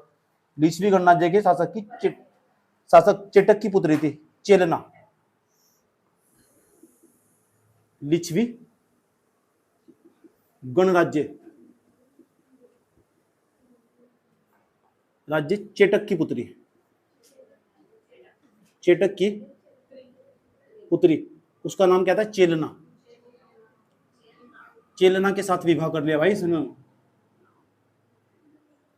और विवाह जब कर लिया तो विवाह में कुछ ना कुछ तो गिफ्ट दिया जा। आज भी देखो, उन्होंने कहा यार हमारा तो कोई पुत्र भी नहीं है, लिच्छवी गणराज्य वालों ने, यार तुम मगध पर तो देखो, ये तो लिच्छवी ज्यादा दूर भी नहीं है। सही यूं नहीं पता, इसकी नीति यही थी बिम्बसार की, इसने जबरदस्ती चेलना को फंसाया था ताकि इसकी जो साम्राज्य उसे हड़प सके। सही बात है, तो इन्हें इसे पता था ऐसी रानी को फंसाने वाले जिसका कोई भाई नहीं है, वो अपने बाप की अकेली बिल्कुल। सही बात है, जिसका कोई भाई है पहले उसे मार देंगे जबरदस्ती करके, फिर जा। हाँ ऐसे ही होगा। दे मामा जी रोने लगी, लो कर रही, अबे क्या कर सको, पता इतिहास यही है। चेलना के साथ विवाह कर लिया इसमें जाकर। अब उसके बाद चेलना का जो पिताश्री थे चेटक, उन्होंने क्या करा, पूरा का पूरा साम्राज्य इसे सौंप दिया। बढ़ेगा मगध का विस्तार होगा। पहले मगध तक था, वो लिच्छवी गणराज्य तक जाकर फैल चुका।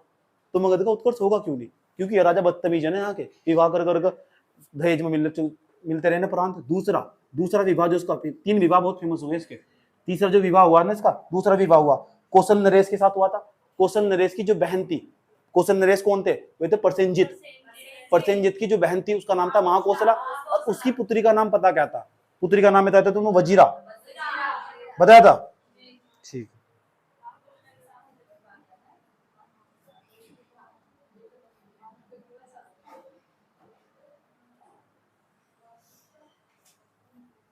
दूसरा कौशल कहाँ से इसमें देख रहे? कौशल कहाँ से है? कौशल इसमें है, कौशल के नरेश मतलब राजा, कौशल के नरेश प्रसेनजित प्रसेनजित की बहन, उसका नाम था महाकोसला। महाकोसला से विवाह कर लिया इसने, महाकोसला से विवाह कर लिया, इस पर मुग्ध हो चुका था वो। और इसकी प्रसेनजित की पुत्री भी थी, क्या नाम बताया था उसका? वजीरा। जीरा नहीं है, वजीरा। याद रखना बात, याद रहेगी बात या? ठीक।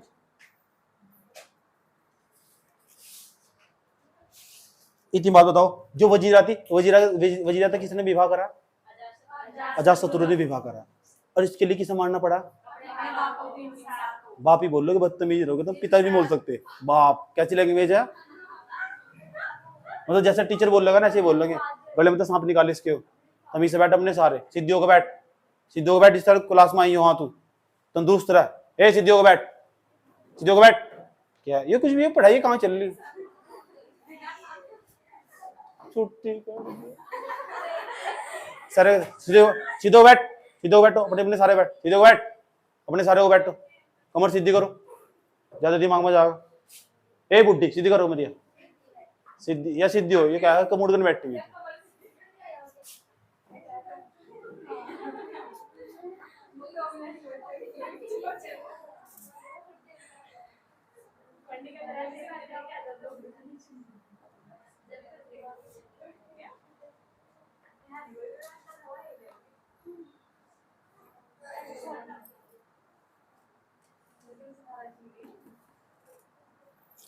बताओ, इतनी बात समझ में नहीं आई?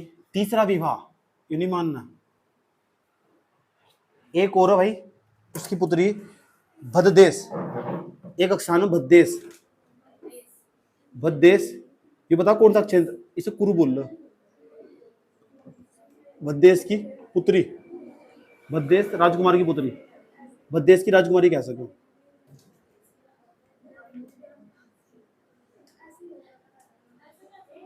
उसका नाम है क्षेमा। क्षेमा से विवाह, तीन विवाह कर रहा है। विवाह का कारण समझ चुके क्या है? अपने साम्राज्य का विस्तार का। क्या? हाँ पता रहता सब। उस समय के समाज में सब चीजें एक्सेप्ट थी। मेरे ताऊ की 2 शादी नहीं हो रखी, उन्हें पता नहीं रहता था। समझ बात? बस मेरे पापा सिंगल ऐसे पीस थे जिन मेरी दादी के बीच में बहुत प्रेम था, लव स्टोरी थी, उन्होंने शादी करी बिल्कुल दूसरी। नहीं तो आसपास जितने वृद्ध व्यक्ति रहे ना, सबने डबल 3 शादी कर रखी। तो घर के पीछे जाना, सुंदरलाल भैया जो मेरे साथ रहता है, उसके पापा की 2 शादी हो रखी है, उनकी दूसरी वाइफ है जो यहाँ रह रही है। हाँ एक साथ रहती सारी, एक ही साम्राज्य में। सही बात है। मुझे बता तुम क्या सोच रहे हो? सबका अलग अलग दिन बना हुआ था सेवा करने का इतनी बात बताओ, समझ में नहीं आई?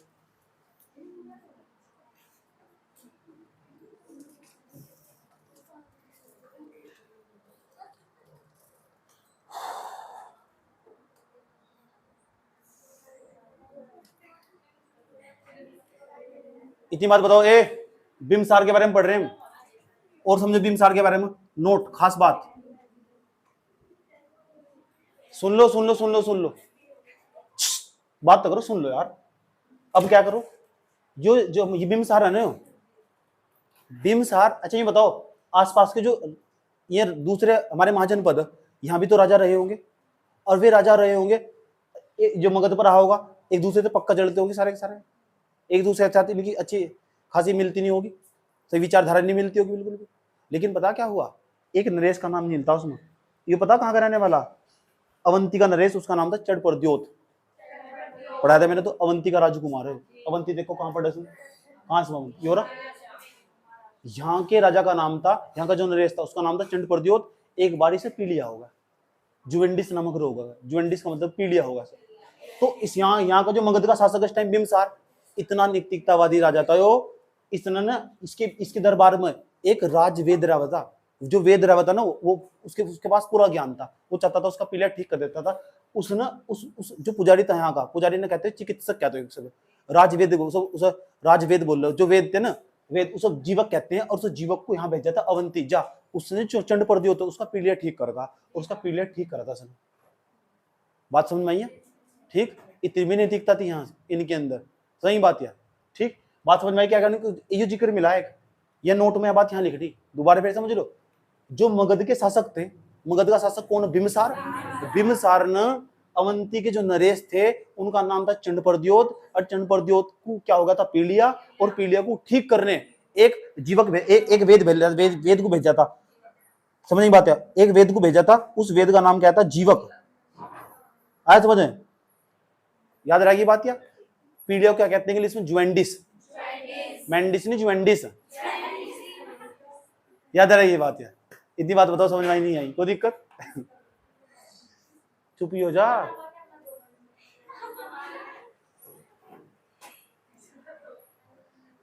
इतनी बात बताओ भाई, समझ में आई नहीं आई?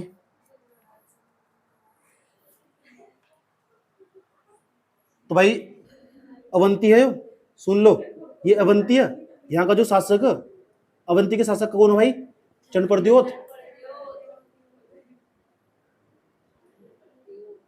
चंडप्रद्योत, इसे भैया क्या हो गया था, पीलिया, पीलिया। और इस, सुन लो ध्यान लगाकर, ये मगध, मगध का शासक कौन है, बिम्बिसार। और ये बिम्बिसार ने पीलिया ठीक करने के लिए एक राजवेद को भेजा था, इसके जो दरबार में वेद रहा करता था, वेद उसे भेजा, उसका नाम उसका क्या बोलते थे, जीवक, जीवक बोलते थे, और इसने जाकर उसका पीलिया ठीक कर दिया था। ये भी एक प्रसंग यहाँ मिला इसमें, ऐसा जिक्र जो भगवती सूत्र, जैन धर्म का जो प्रसिद्ध ग्रंथ, और जो अंगुत्तर निकाय बौद्ध धर्म का, उन दोनों में ऐसी जानकारी भी मिलती है। समझ नहीं बात है, उसी के अनुसार मैं तुम्हें पढ़ा रहा हूँ। इतनी बात बताओ, समझ ही नहीं है? दोबारा मैं सारा रिवीजन करने जा रहा हूँ, और मैं सारा मिटो दूंगा बिना बोर्ड पर हटाए। तुमसे पूछो मैंने क्या क्या पढ़ाया अभी, इसलिए गौर से देख लो। मेरी चाय भी ठंडी रहती है डेली की डेली, और सोचती होगी चाय भी पता नहीं किसके हाथों फंस गई मैं। बात समझ में आई है? दूसरा, बिम्बिसार ने अंग के राजा, अंग बताओ उसमें कहां से पहला, अंग का राजा था ब्रह्मदत्त।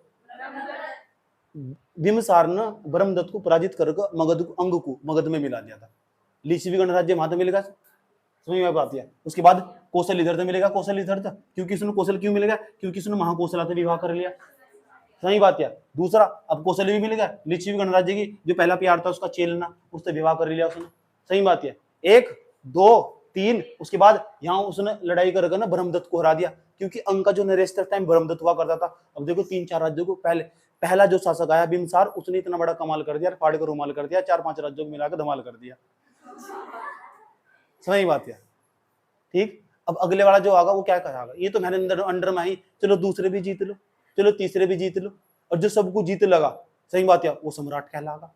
लेकिन पूरे चाहे हरियक वंश हो चाहे नंद वंश हो, उसमें बाद में जाकर इन, चाहे हमारा हरियक वंश हो चाहे हमारा नागवंश हो चाहे हमारा ये नंद वंश हो, 3 के 3 वंश के अंदर कोई भी ऐसा राजा नहीं आने का जो सबके 16 के महाजनपद को कब्जा कर लगा।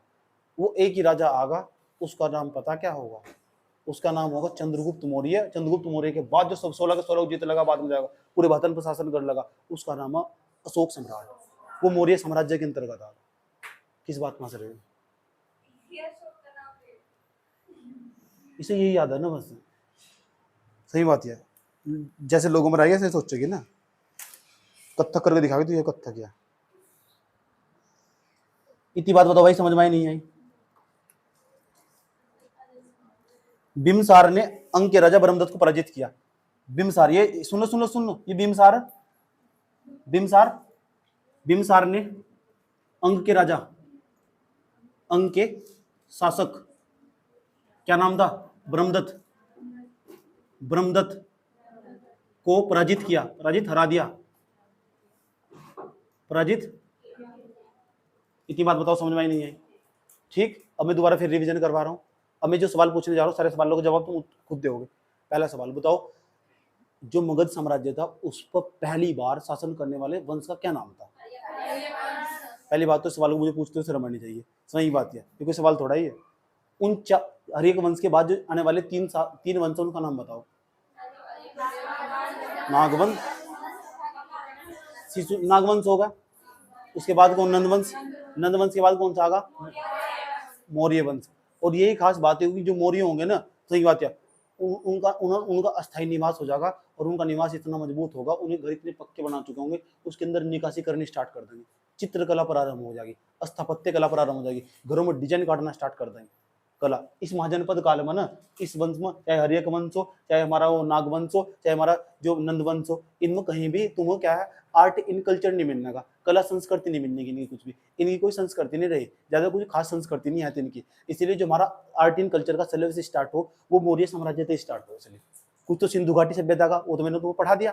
उसके बाद हमारा कहाँ से स्टार्ट हो, उसका हमारा आज स्टार्ट होगा कहाँ से, मौर्य साम्राज्य से, मौर्य वंश। तो जब लास्ट में उसमें पढ़ेंगे ना, लास्ट में जाकर तो मौर्य साम्राज्य का सब कुछ पढ़ेंगे। इतनी बात बताओ, समझ में ही नहीं आई? ठीक है, दूसरा सवाल बताओ चलो, जो हरियक वंश है, इस वंश का संस्थापक कौन है? इनकी सबकी जानकारी मुझे मिल कहाँ से रही? बस, तो इनका कोई ग्रंथ नहीं है, क्या है? बस बस बस, शिल्पकारिदम किने लिखा हो?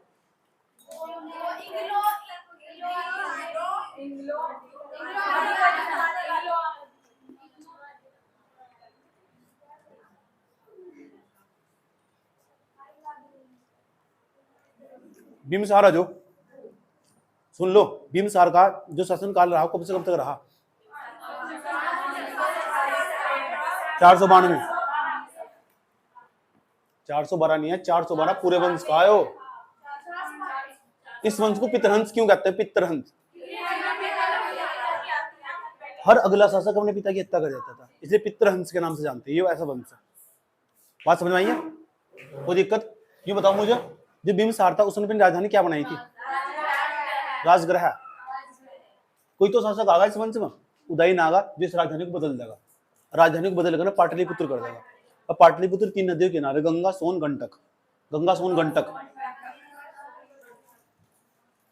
उसके बाद इस साम्राज्य का विस्तार कैसे करेगा? अपने साम्राज्य का विस्तार युद्ध करेगा या वैवाहिक संबंध स्थापित करेगा? बिम्बसार की लगभग 500 के आसपास रानियां थी, वाइफ थी उसकी। उसके बाद 3 राज्यों में वैवाहिक संबंध बनाए थे इसने। पहले नंबर पर लिच्छवी गणराज्य, चेटक पुत्री थी, चेलना के साथ विवाह कर लिया, आया समझ में? उसके बाद कौशल नरेश था, कौशल में कौन था? प्रसेनजीत था, महाकौशला से विवाह करा। और इसके पुत्र ना, इसके किसके पुत्र ना? बिम्बसार। याद रही ये बात? या वजीरा से विवाह करा था। इतनी बात बताओ, समझ में आई नहीं है? अच्छा ये बात बताओ मुझे, जब इसने चेलना से विवाह करा था ना, तो चेलना से विवाह करने के बावजूद वो तो लिच्छवी गणराज्य की थी, तो उसी चेलना की कोख से ही जो पैदा हुआ था उसका नाम था अजातशत्रु। बात समझ में आई? बात ये अजातशत्रु ना, यहाँ कौशल जो महाकौशला आया, महाकौशला किसकी बहन है? प्रसेनजीत की। और जो प्रसेनजीत की एक पुत्री, सही समझो, हाँ वजीरा, उसके साथ रिलेशन हो जाएंगे। सही बात है, उसके साथ रिलेशन चल जाएगा, वो अच्छी लगनी स्टार्ट हो जाएगी, उसके चक्कर में अपने बाप को मार देगा।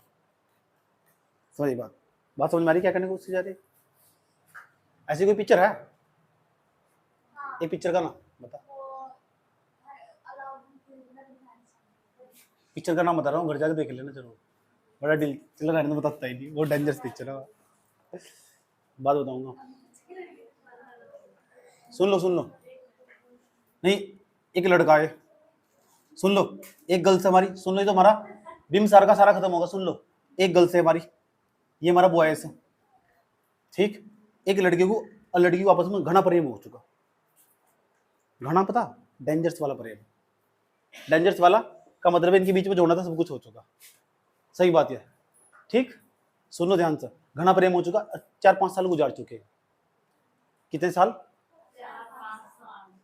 अब ये लड़की है, इसका बाप वो आर्मी में ऑफिसर है।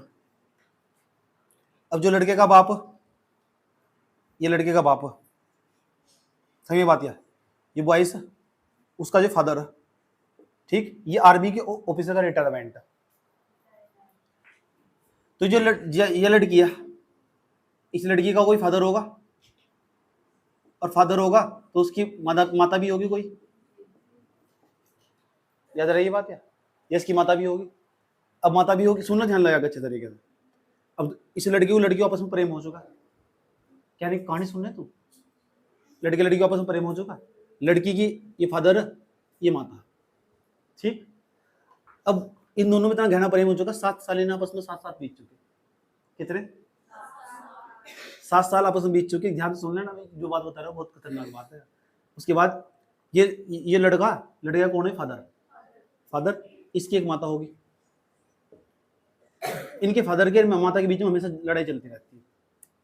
ये कभी एक दूसरे के साथ नहीं बोलते, कभी भी। वॉइस की, हाँ, ये इसका बाप है। बात समझ नहीं बात है? किसी को आज तक नहीं पता दोनों आपस में क्यों नहीं बोलते। ये दोनों, ये आपस में क्यों बोलते? जो लड़का क्या हो, आर्मी में हो जाए, बाद में जाएगा। लड़की को क्या है, अकेला रहना पड़ेगा। लड़की ऑस्ट्रेलिया भाग गई पढ़ने के लिए। समझ बात है? लड़की ने इस लड़की के साथ बात करनी बिल्कुल बंद कर दी। 7 साल के बाद की बात है। समझ बात है? कोई कॉन्टैक्ट नहीं है इनका। कहानी समझ में आ रही है क्या? नहीं, सबकी समझ में आ रही है। लड़की की माता क्या है? या यहाँ की नहीं है, या बाहर की, लंदन की। सही बात है? तो लड़की सुंदर ही होगी। सही बात है? जान रहे ना, संतान जो पैदा होगी वो ठीक ठाक पीस होगा। तो इसके बाद तो जो लड़की थी, लड़का था, तो लड़का अलग है, लड़की अलग होगी। बाद में जाकर आए 8वें साल में जाके मिले, तो अब इस लड़की की शादी हो रही है। इस लड़की के साथ नहीं हो रही, किसी और के साथ हो रही है। सही बात है? लड़का ये बात लड़की बता नहीं रही कि उससे शादी क्यों नहीं करना चाह रही। अब इसका बाप ये चाह रहा, या लड़की जबरदस्ती बताई दे, क्योंकि इसे कसम देगा तो बताई देगी कि इस लड़की कि आपके बाप ने मुझे अलग करा, ऑस्ट्रेलिया भी उसने भेजा था मुझे। उसने कहा क्यों? जब हमारा 7 साल का रिलेशन था। मैं कह रही वो मुझे भी नहीं पता क्यों। उन्होंने हमारे दोनों के बीच में आग लगाई थी। समझ गए ना? भेज दिया था। अब इस लड़के को कैसा लगा? अच्छा लगा, बुरा लगा? बुरा लगा। वो कामयाब भी होगा, ऑफिसर भी बन गया, जिस चीज के लिए बनना था, पहले निकम्मा था वो, सब चीजें बन चुका हो, एक जगह जाकर हार गया, अपने प्रेम के चक्कर में जाकर हार गया। वही बात। अब उसी के सामने उसकी शादी हो रही, लड़की की शादी हो रही। अब यार लड़की से प्रेम जरूर कर, इसकी भी इच्छा से शादी कर, लेकिन क्या इसने इसे कसम दे रखी। अब कसम क्यों दे रखी? कारण क्या है? बाद में जाके ये लड़का ना, इस लड़के को पता लगेगा बाद में जाके, ये लड़का इस लड़के को क्या पता लगने वाला? इस लड़के को ये जाकर पता लगेगा, इसका बाप बताएगा कि जो ये लड़की ना, या लड़की जो है, इसके बाप के, इसकी माँ के साथ संबंध है।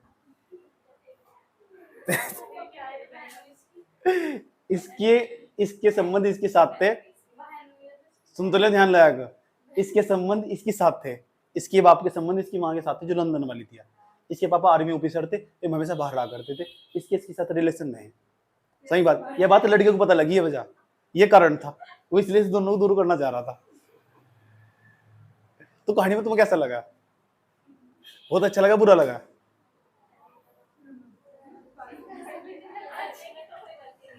अब 7 साल अलग हो गए, नहीं हो गए? अलग हो गए।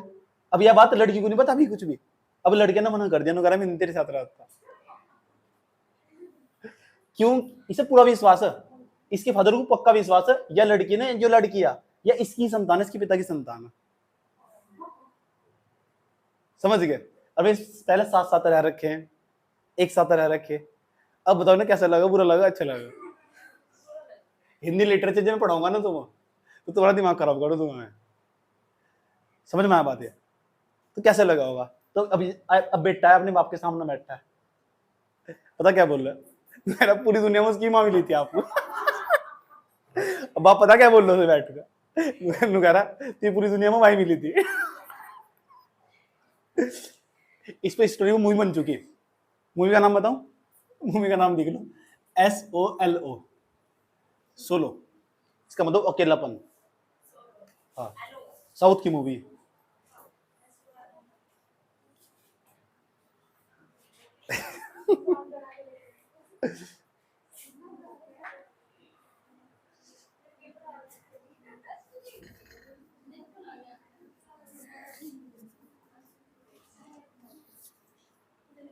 बहुत ही मूवी देखो यार, बहुत ही मूवी देखो। चलो यहाँ तक बताओ, समझ में आया नहीं है? कोई दिक्कत? तो भाई पीलिया किस होगा था पहले उन्हें बताओ। अवंती का राजा क्या नाम था? चंड प्रद्योत। पीलिया होगा था। किसने नैतिकता दिखाई? बिम्बसार ने। राजवेद को भेज दिया, जीवक नाम था उसका, भेज कर फिर यहाँ इसका पीलिया ठीक करवा दिया। दूसरा क्या हुआ? इसके संबंध छिमा के साथ भी थे, बिम्बसार के। बिम्बसार बड़ा बदतमीज आदमी था, समझ नहीं बात क्या? उसके बाद बिम्बसार ने ना जो अंग का राजा था ब्रह्मदत्त, उसे हराया और अपने साम्राज्य में मिला दिया। इतनी बात बिंबिसार के बारे में याद रखनी। आज तक इस बारे का भी सवाल नहीं पूछा। ये राजनीतिक व्यवस्था, इसे नहीं भी याद रखोगे तो कोई ज्यादा बड़ी बात नहीं है। सही बात यह, लेकिन पता तो होना चाहिए कि हाँ ऐसा था। इतनी सामान्य नॉलेज, दिमाग की कैपेसिटी हो, ये सबसे कम डाटा, वही चीज लिखी हो, इतना ही तुम नोट्स में लिखना, इससे फालतू लिखना भी नहीं, क्योंकि यहाँ तो यूपीएससी में तो सवाल आना नहीं, मेंस में लिखने का मौका मिलने का नहीं। बात समझ में आई है? चलो इतना नोट कर दो, या कर लिया नोट? करो फिर।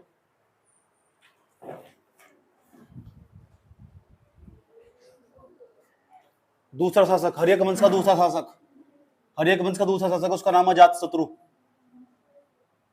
अजात शत्रु दूसरा नाम, या इसका एक दूसरा नाम भी है, इसे हम ना कुणिक के नाम से भी जानते हैं।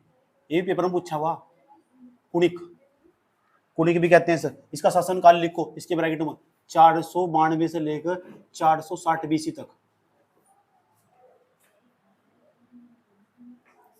हाँ, पहले नंबर पर, पहला पॉइंट इसके बीच में, इसने वैशाली और कांसी दोनों को जीत लिया था। इन्होंने लिखो पहला पॉइंट, इसने वैशाली और काशी दोनों को जीता।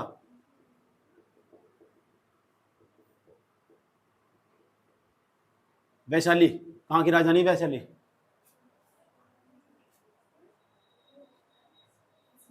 वैशाली कौन से राज्य, कौन से महाजनपद की राजधानी थी?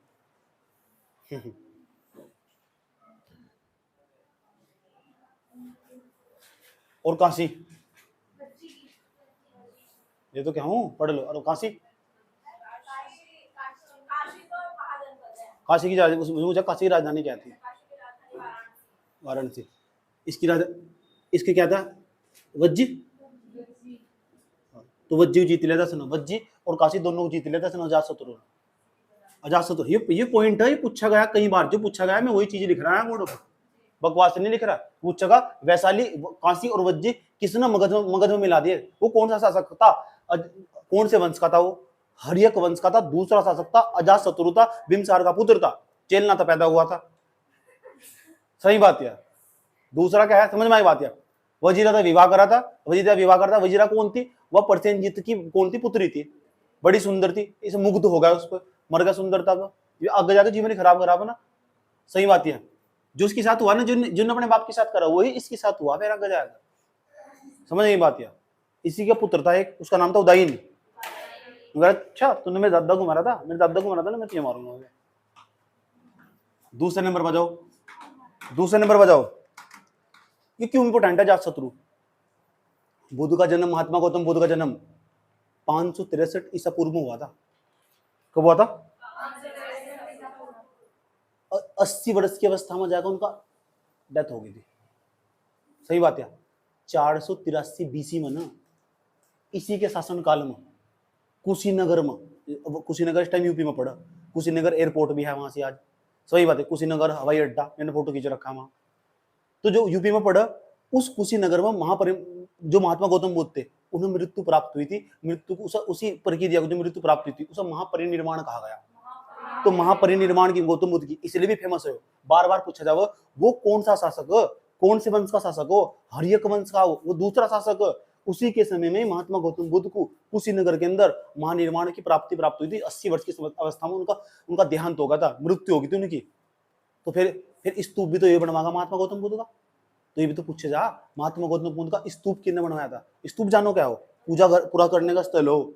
सही बात है। विहार पता लग गया, विहार क्या हो? निवास, जहाँ बौद्ध भिक्षु रहते हैं उसे विहार कहते हैं। विहार, बिहार नहीं। चैत्य क्या हो? उस विहार के अंदर पूजने का कोई स्थल हो, उसे चैत्य कहते हैं। ऐसा समझ, जहां बारिश ना पड़ती हो। इतनी बात बताओ समझ में आई कि नहीं आई? कोई दिक्कत? ठीक। दूसरा पॉइंट लिखो, इसी के समय में बौद्ध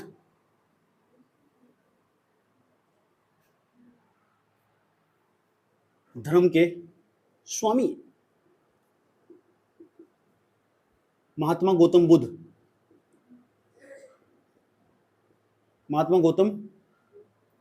बुद्ध को महापरिनिर्वाण की प्राप्ति हुई थी। महापरिनिर्वाण की प्राप्ति हुई थी और हुई थी कब? ब्रैकेट में 483 बीसी। ये डेट भी पूछे जहाँ 483 बीसी में हुई थी। याद रखिए बात है। नमस्ते।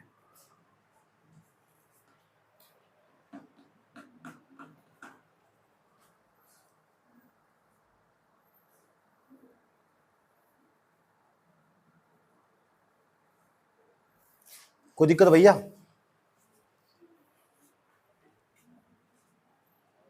अजातशत्रु क्या खास बात है? और खास बात सुनो। इसकी राजधानी क्या थी? राजधानी उसकी वही थी, राजगृह है। अभी राजधानी बदली नहीं अभी, इसकी भी राजधानी राजगृह है। जो इसका पुत्र आगा अजातशत्रु का, उसका नाम पता क्या है? उसका नाम, अच्छा वो जो जो इसका पुत्र आगा उदयन, वो किसका बेटा? वजीरा का। शादी होकर संतान भी तो पैदा होगी, तो वजीरा का जो संतान पैदा होगी उसका नाम था उदयन। याद रहिए बात। या वो उदयन क्या करेगा? इसे डिलीट कर देगा, चल निकल खंबा बचा। इतनी बात बताओ समझ में आई? अच्छा अजातशत्रु की पता क्या खास बात है?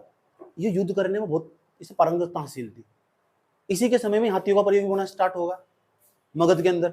जब मगध के अंदर हाथियों का प्रयोग होना स्टार्ट होगा ना, एक पल्ली तरफ तो पता लग रहा है कि इस ना कौशल में इसमें काशी में जाकर लड़ाई करनी, तो इधर तभी हाथियों का प्रयोग कर रहे, भी हाथियों का प्रयोग करना स्टार्ट कर दिया। समझ बात है? तो पता क्या कर रहा था?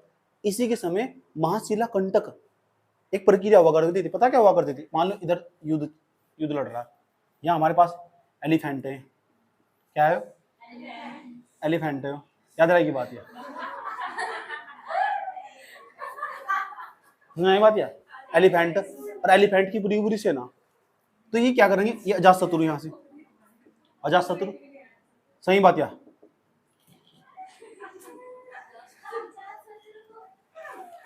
कौन है? अजातशत्रु है। उसकी सेना यहाँ खड़ी इधर साइड में। तो पता क्या करेंगे? यहाँ एक पत्थर दे, ये पत्थर। सही बात। या इस पत्थर को ना गोल गोल करके क्या करेंगे? गोल गोल करके रस्सी धागे बांध देंगे। बहुत बड़ा पत्थर हो, और तो ना किसी रस्सी के या धागे के द्वारा घुमा घुमा कर ऐसा ऐसा करके इतनी तेज गति दी जाएगी, इस सर्कल में जाकर फेंक दिया जाएगा, ये हत्ती के ऊपर जाकर लगेगा। इस प्रक्रिया को बोल लेते हैं महाशिला कंटक। महाशिला एक बहुत बड़ा पत्थर लेंगे, गोल चक्कर में करेंगे सर, और ऐसा घुमा कर फेंक देंगे, महाशिला कंटक। इसका क्या होगा? इससे ये होगा, ये हाथी के ये जो महाशिला ये हो ना पत्थर है, ये शिला जो पत्थर है ये इसके ऊपर जाकर लगेगा, और जैसे ही जाकर लगेगा ये हाथी ना इनकी सेना को मारना स्टार्ट कर देगा। हाथी बढ़ जाएगा, हाथी को ऐसा लगेगा इन्हीं के लोगों ने इन पर हमला करा। सही बात है। तो इस अजातशत्रु के समय में ये तकनीक या प्रक्रिया स्टैब्लिश हुई है, यह स्थापित हुई कि महाशिला कंटक नाम की प्रक्रिया अपनाई गई, कि युद्ध में इस्तेमाल करी गई। ये बार बार पूछा था महाशिला कंटक क्या हो, पता लग गया। फिर इसकी सेना में और भाई हाथी इसी की सेना को तहस नहस कर देगा। बात समझ में आई है? तो महाशिला कंटक जो था वो इसी के समय में प्रारंभ हुआ, अजातशत्रु के समय में। ये सवाल भी सिविल सर्विस में पूछा जा सकता है और इंपॉर्टेंट सवाल है। तीसरा पॉइंट लिखो, लिखो इसी के समय में ही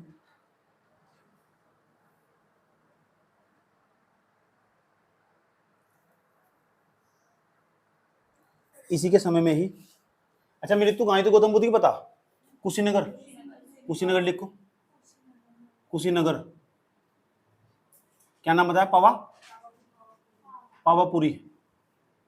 इस स्थान का नाम है, लोकल नाम है पावापुरी। लिख दिया कुशीनगर। अगला पॉइंट लिखो, तीसरा पॉइंट लिखो, अजातशत्रु के समय में ही युद्ध में महाशिला कंटक का प्रयोग होता था। महाशिला कंटक का प्रयोग होता था।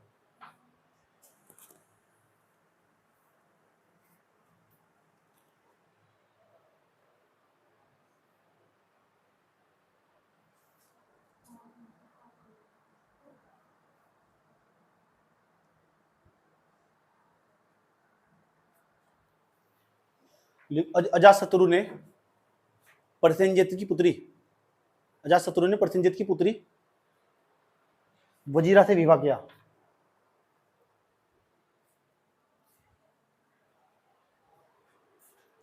वजीरा से विवाह किया, बस इतना ही।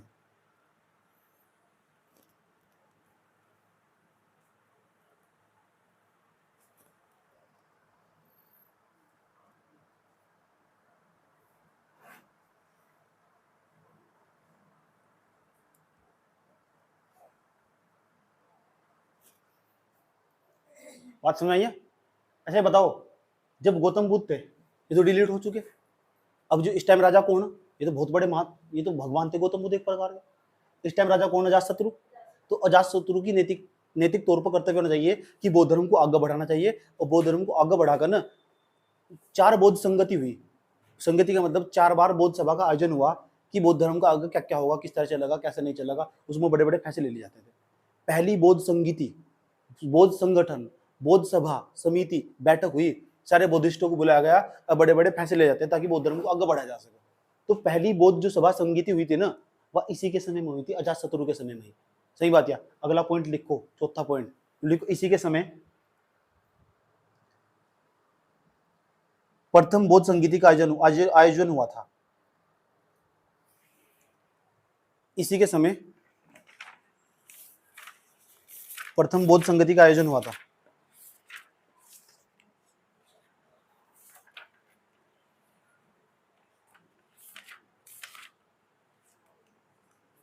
प्रथम बौद्ध संगीति का आयोजन हुआ था। अब तुम ये भी सोचते होगे ये प्रथम बौद्ध संगति हुई थी कहाँ?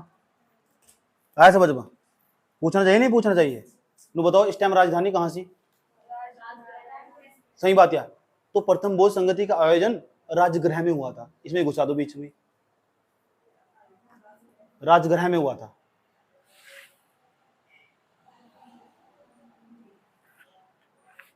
अब ये बताओ, जब कोई बौद्ध संगति हो उसका एक अध्यक्ष भी हो, तो इस बौद्ध संगति का अध्यक्ष भी तो पूछा जा सके, उसका नाम था महाकश्यप।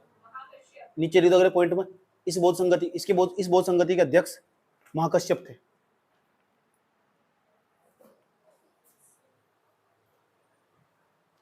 बौद्ध संगति कौन से साल में हुई थी? 483 बीसी में। इस बौद्ध संगति के अध्यक्ष कौन थे? महाकश्यप। याद रही ये बात? या कोई दिक्कत? जब बौद्ध धर्म पढ़ाऊंगा वहां भी मैं तमीज से स्टडी करूंगा सर।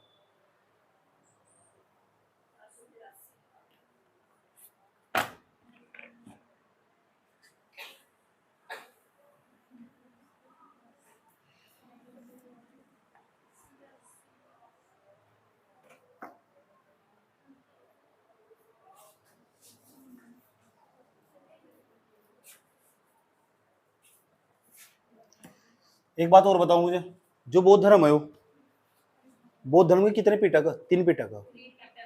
त्रिपिटक का मतलब पता क्या हो?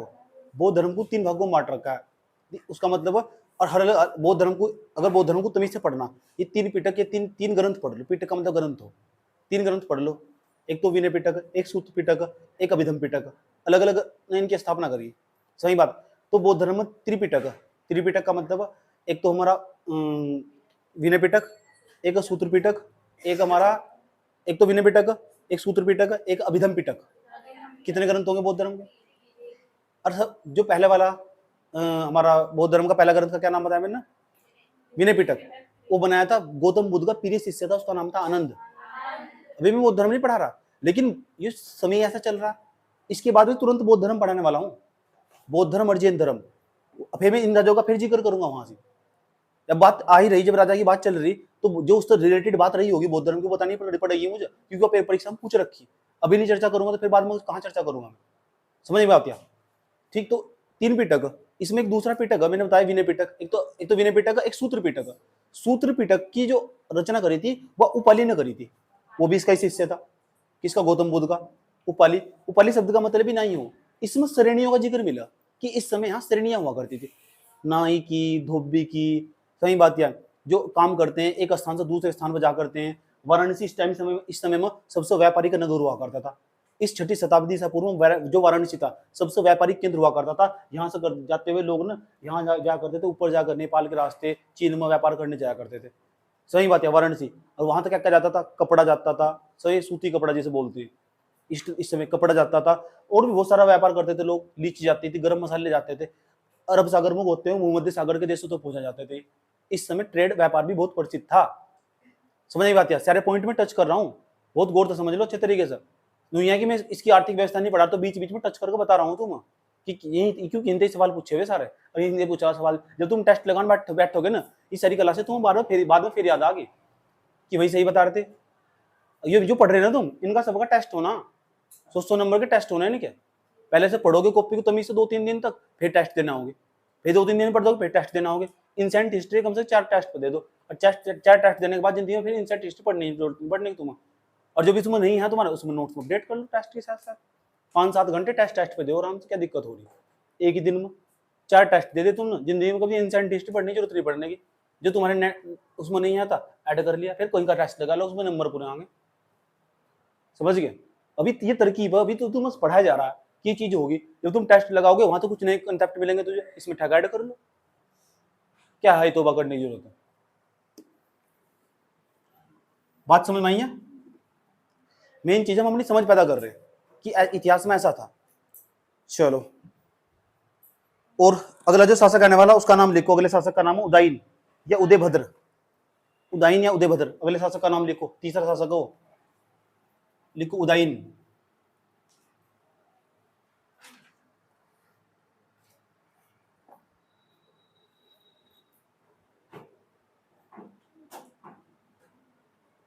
उदयन या उदयभद्र।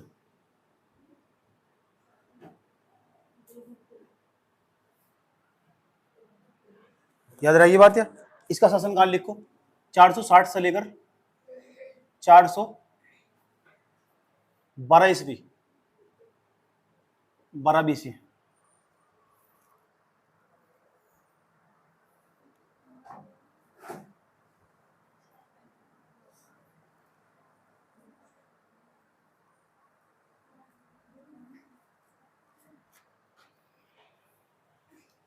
क्यों फेमस है वो? इसने भी मेरे पिता की हत्या कर दी थी, सही बात या। दूसरा, ये इसलिए फेमस है, इस तरह की सवाल पूछे जाए बार बार तमाम परीक्षाओं में सवाल है। उदयन के बारे में मैंने तुम्हें बता दिया। ये हर्यक वंश का वो शासक जिसने राजधानी को राजगृह से हटा के पाटलिपुत्र कर दिया। अब पाटलिपुत्र कहां पड़ेगा? गंगा सोन गंडक नदी किनारे पड़ेगा। पहली खास बात यह है इसकी, ये पहले जो राजधानी थी, ये राजधानी थी पहले। बताओ पहले राजधानी क्या थी? राजगृह। ये थी राजगृह। इसने राजगृह से हटाया, ट्रांसफर कर दिया, स्थानांतरित कर दी। सही बात या। ट्रांसफर कर दिया, ठीक। राजधानी को ट्रांसफर कर दिया, राजगृह से क्या कर दिया? पाटलिपुत्र।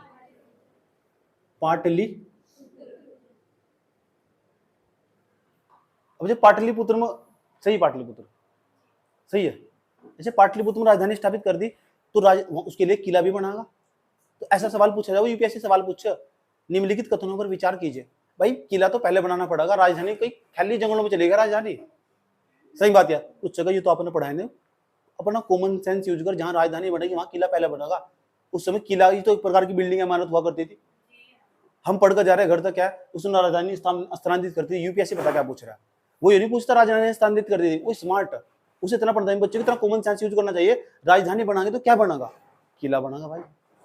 सब प्रशासनिक व्यवस्था ट्रांसफर होगी उसकी। वो तो बच्चे इतना पढ़ा, बस इस पर ध्यान नहीं देते। तो इतना थोड़ा दिमाग लगाना पड़ा कि पाटलिपुत्र के अंदर जब राजधानी राजगृह से हटकर पाटलिपुत्र में चली गई, तो पाटलिपुत्र था, हम पढ़ कर जाओ गंगा सोन गंडक, उन्होंने पूछा ही नहीं। पूछ रहा क्या उदयन पाटलिपुत्र के अंदर किला बनवाया था? क्या बनवाया था? Of course. जब राजा ने स्थापित करी थी, उसने नहीं करी, वही राजा, तो किला भी फिर वही बनवागा। किला गवर्नमेंट बिल्डिंग इमारत बनवागा, वही बनती उस टाइम पर। समझ में आती है। तो जो पाटलिपुत्र है ना, वो किसके, कौन सी नदी किनारे? गंगा नदी किनारे, गंगा। और दूसरी कौन सी? सोन। गंगा ऊपर तो गंडक आ गया है ना, ऐसे लिख लो। चलो, गंडक। और कौन सी थी? ऐसे गंगा ऐसे आ गई है ना, ये गंगा, ये सोन। तो पाटलिपुत्र 3 नदियों के संगम पर स्थित था। 3 नदियों के, जहाँ 3 नदियों का मिलन हुआ था वहां बनाई गई थी पाटलिपुत्र। याद रहेगी बात है।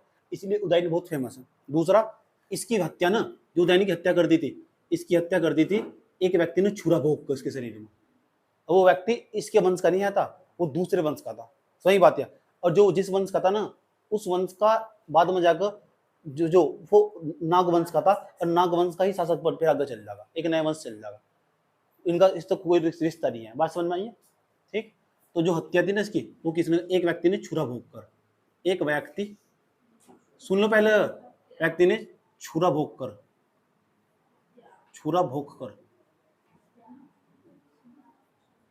तीसरा पॉइंट, इसके पुत्र का नाम था अनिरुद्ध।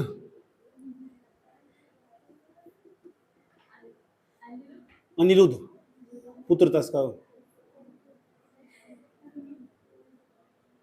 अनिरुद्ध पुत्र था किसका? उदयन का। नहीं पूछना किसी पेपर में अनिरुद्ध के बारे में।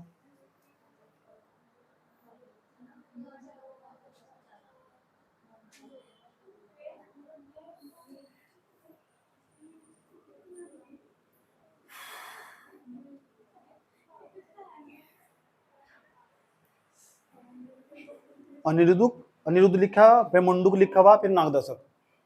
पुत्र के नाम है इसके मंडूक, नागदर्शक, नागदर्शक।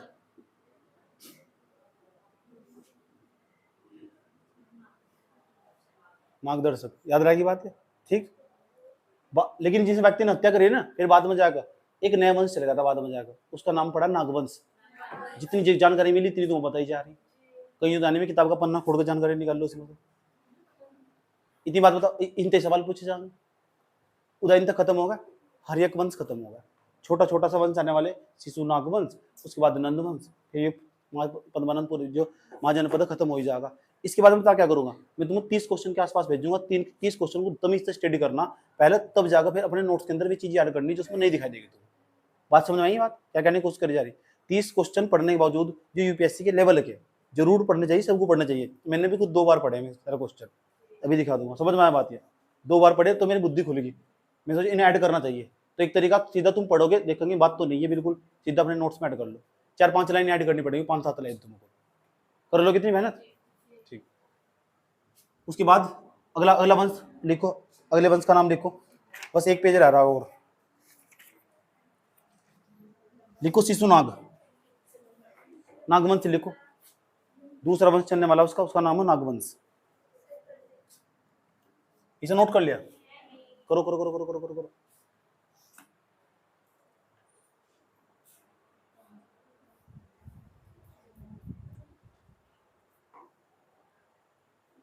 हेडिंग बनाओ नागवंश।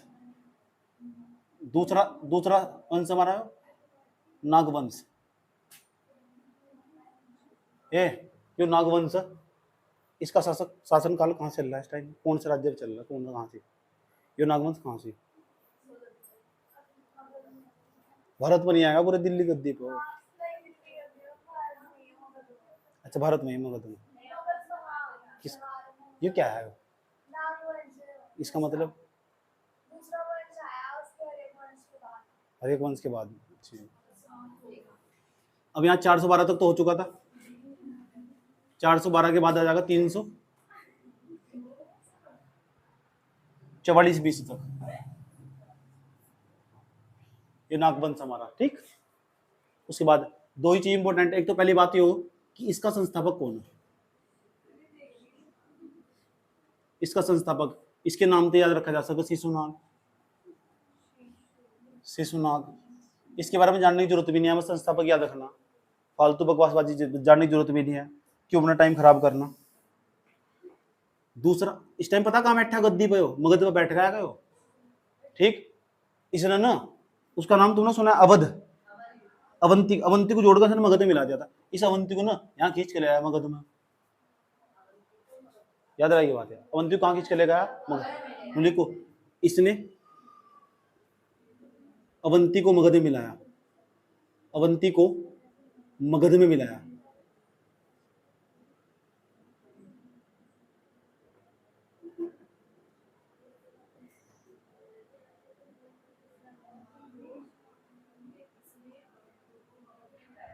इतना ही लिखना। राजधानी थी इसकी वैशाली, इसने राजधानी बदल दी। और वैशाली बताओ कहाँ की राजधानी? हाँ, अवध जी देख लो कहाँ पड़े हो रहा, वहां ले खींच कर राजधानी को। कारण बता, कारण बता। इसकी गर्लफ्रेंड अवधि, वहाँ समझ नहीं बात, रियलिटी है, मैं लिखवा नहीं रहा, समझ रहा है। इसकी गर्लफ्रेंड वही रावती बज्जी हुई, राजधानी वैशाली। क्या सवाल पूछा जाएगा? कौन सा शासक था वो? शिशुनाग था, जिन्होंने अवंती को भी मगध में मिला दिया, यही था राजधानी वैशाली किसने बनाई? इसने बनाई, शिशुनाग ने। इतनी बात याद रखनी, इससे ज्यादा फैक्चुअल चीजें कोई याद भी नहीं रख सकता। दूसरा युनाग वंश चलता रहा, इसका दूसरा शासक है, उसका नाम है कालाशोक। ये तो इसका पहला शासक था शिशुनाग, इसका जो दूसरा शासक है ना उसका नाम है कालाशोक। ये बहुत फेमस है, याद रखना बात, यार कालाशोक, कालासा नहीं कालाशोक। या काकवर्ण, काकवर्ण, कालाशोक कह दो, काकवर्ण कह दो। ये इस वंश का दूसरा शासक है, नागवंश का। खास बात, इसका शासनकाल नहीं याद रखना। इसने राजधानी बदल दी, और राजधानी मैंने आया पाटलिपुत्र में की इसको।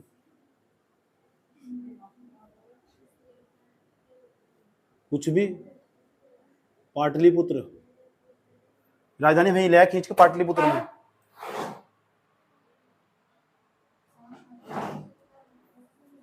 हत्या कैसे हुई इसकी? छुरा भोग के एक व्यक्ति ने कर दी।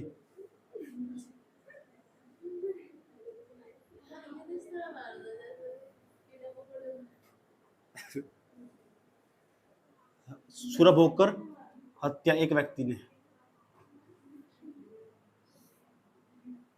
ऐसे ही नोट्स बना करो, याद रही कालाशोक। अब तुम सोचते हो कि इसकी कुछ खास बात है नहीं, भाई जी क्यों पढ़ा रहे है? दूसरी बौद्ध संगति इसी के समय में आयोजित करी गई।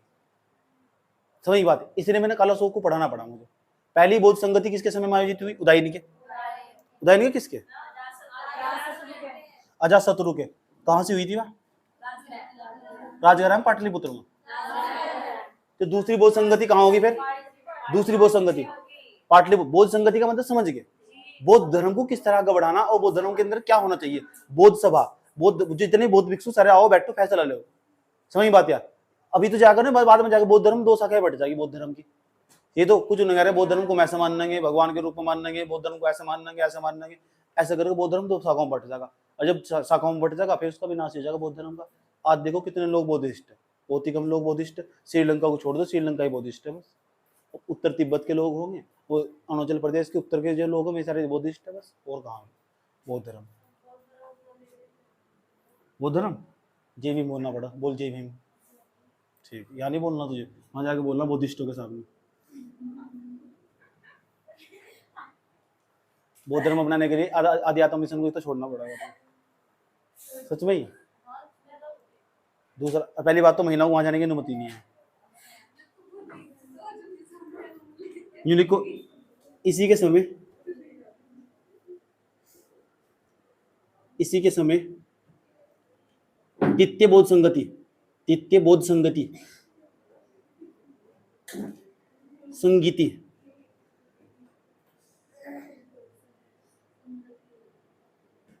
संगीति हो सभा का आयोजन हुआ।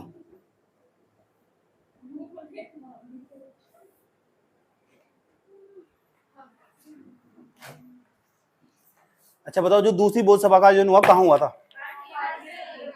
कहाँ से? अच्छा, इस समय शासक कौन? कालाशोक। कौन? अच्छा, इस समय जब बौद्ध संगति हो रही है उसका अध्यक्ष भी होगा। बौद्ध संगति का अध्यक्ष लिखो, कहीं लिखो ब्रैकेट में, कहीं करोगे लिखो बौद्ध संगति का अध्यक्ष शावाकोई।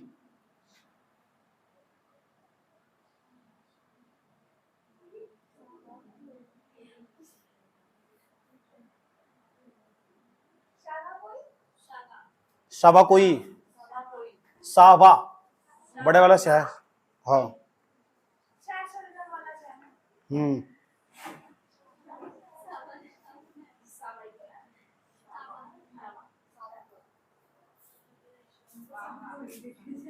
अब जो दूसरी बौद्ध संगति ना, इसमें बौद्ध धर्म का विभाजन हो जाएगा।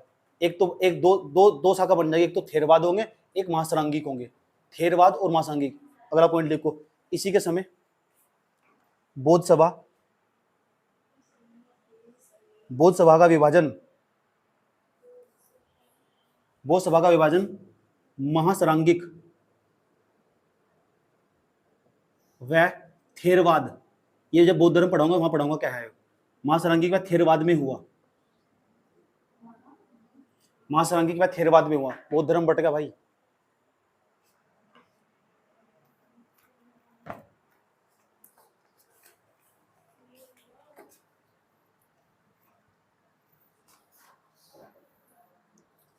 इस नागवंश का ना जो अंतिम शासक था उसका नाम था नंदीवर्मन।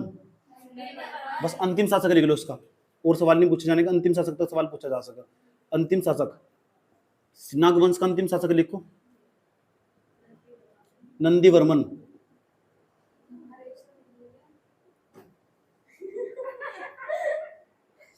ये अपने कुल का ढूंढते रहा, सब अपने जैसा ढूंढना है कि हाँ।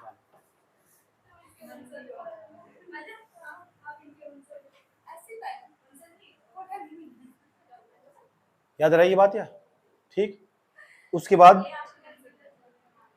नंदवंश, अगला जो वंश आने वाला उसका नाम है नंदवंश, और यो न मगध के अंदर अंतिम शासक होगा, अंतिम वंश होगा।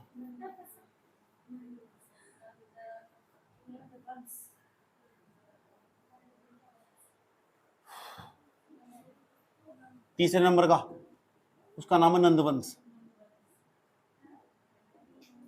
नंदवंश, इसका काल लिखो ब्रैकेट में उसके, 344 से लेकर कब तक चलेगा? 344 से लेकर 324 बीसी, 324। ठीक, बाद में जाकर फिर सिकंदर का आक्रमण होगा 326 बीसी में, बाहर के लोगों का आक्रमण होना शुरू हो जाएगा। पहला कोई पॉइंट, इसका संस्थापक महापद्मानंद। क्या कह रहे? हाँ बिल्कुल बिल्कुल बिल्कुल, क्या कह रहे? संस्थापक महापद्मानंद, महापद्मा, इसके संस्थापक महापद्मानंद। बार बार पूछा जाएगा नंदवंश का संस्थापक कौन है।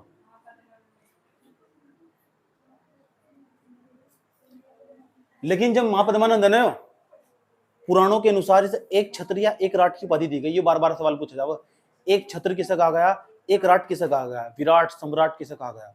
यही तो लिखो। दूसरा पॉइंट इसके अंदर लिखो, पुराणों में से एक छत्र या एक राट की उपाधि दी गई है।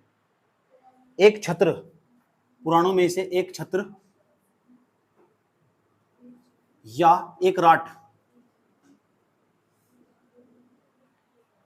एक राट की उपाधि दी गई है, एक राट कहा गया है।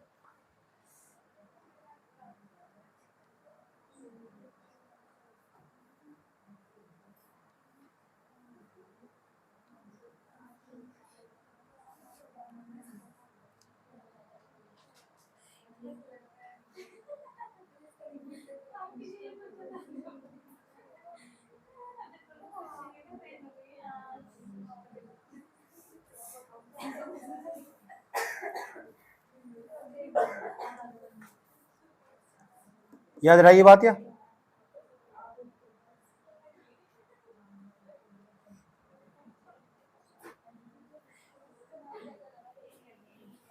दूसरी खास बात, इसने कलिंग पर विजय प्राप्त करी थी।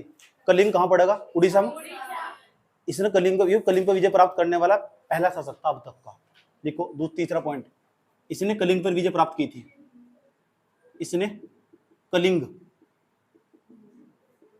पर विजय प्राप्त की थी,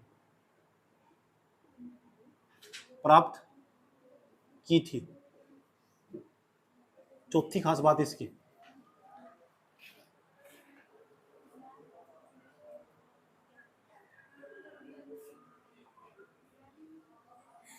जैन धर्म की मूर्ति, जीन नाम से फेमस है, जैन धर्म की मूर्ति, जीन ये मूर्ति है, यो न ये कलिंगमतिया मूर्ति है। और कलिंग तो उठाया और कहाँ ले आया? अपने साम्राज्य में ले आया। समझ ये बात या? कहाँ सी? मगध में। कहाँ लेकर आया? मगध में ले आया। क्या लेकर आया? जैन धर्म की मूर्ति। क्या लेकर आया? जैन धर्म की मूर्ति।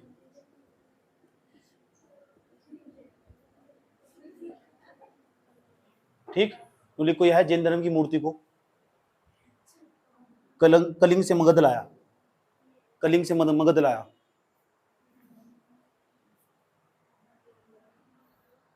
मेरे पन्ने से अपनी जिंदगी बस रहे, ठीक जोसरी होगी।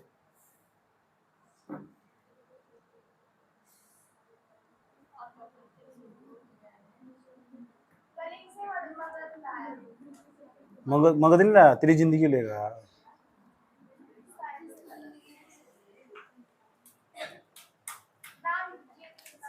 जब ये कलिंग कलिंग पर विजय प्राप्त कर लेते ना इसने, तो खुश हो गए हो। तो इसने ना एक नहर खुदवाई थी वहां से। क्या खुदवाई थी? नहर खुदवाई थी। इसका जिक्र ही मिलता है, इसका जिक्र ना हाथी गुम्फा अभिलेख में भी मिला। हाथी गुम्फा एक अभिलेख है, बहुत फेमस अभिलेख है दक्षिण भारत में जो मिला, उसमें भी इसकी जानकारी मिली कि जो ना खारवेल का अभिलेख है। किसका? खारवेल जो शासक है, हम पढ़ेंगे नीचे जाकर दक्षिण भारत में जब पढ़ेंगे। हाथी गुम्फा अभिलेख में इसकी जानकारी मिली कि यहाँ जो नहर खुदवाई थी ना कलिंग के अंदर, जो नहर खुदवाई थी जब कलिंग विजय प्राप्त कर ली थी इसने, सिंचाई नहर खुदवा रहा। पहले सिंचाई किस तरह होती? नदी तो हुआ करती, तो नालों से कुओं से सिंचाई हुआ करती थी। ये भी सिविल सर्विस तो सवाल पूछा हुआ। 6ठी शताब्दी ईसा पूर्व जो सिंचाई थी वह कैसे हुआ करती थी? नदी, नाले, कुएं, कूप, इनसे सिंचाई हुआ करती थी। और जो नहर का उल्लेख सबसे पहली बार नहर इनने खुदवाई थी, तो इसलिए भी बहुत फेमस शासक होगा महापद्मानंद। सही, आज तक पहले किसी शासक ने नहर नहीं खुदवाई। सही बात है। अगला पॉइंट लिखो, 5वां पॉइंट लिखो, इसने कलिंग विजय पर एक नहर खुदवाई। इसने कलिंग विजय पर, कलिंग जीत लिया, खुश हो गए हो। इसने कलिंग विजय पर एक नहर खुदवाई। इसका उल्लेख कलिंग शासक खारवेल ने अपने हाथी गुम्फा अभिलेख में किया है। इसने कलिंग विजय पर एक नहर खुदवाई।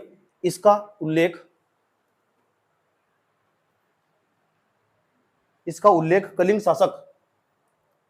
कलिंग के शासक खारवेल ने अपने हाथी गुम्फा अभिलेख में किया है। हाथी गुम्फा, अब हाथी गुम्फा लिखना,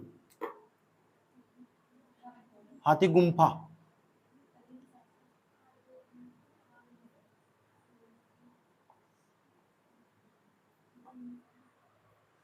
कलिंग शासक खारवेल ने अपने हाथी गुम्फा अभिलेख में किया है।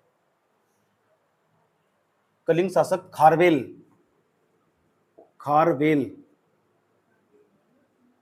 यो शासक है। खारवेल कलिंग का शासक है। इसने एक अभिलेख लिखवाया, उसमें इसका जिक्र करा कि हाँ कलिंग के अंदर नहर किसने खुदवाई थी इसने, महापद्मानंद ने। परमानंद ने, पद्मानंद ने।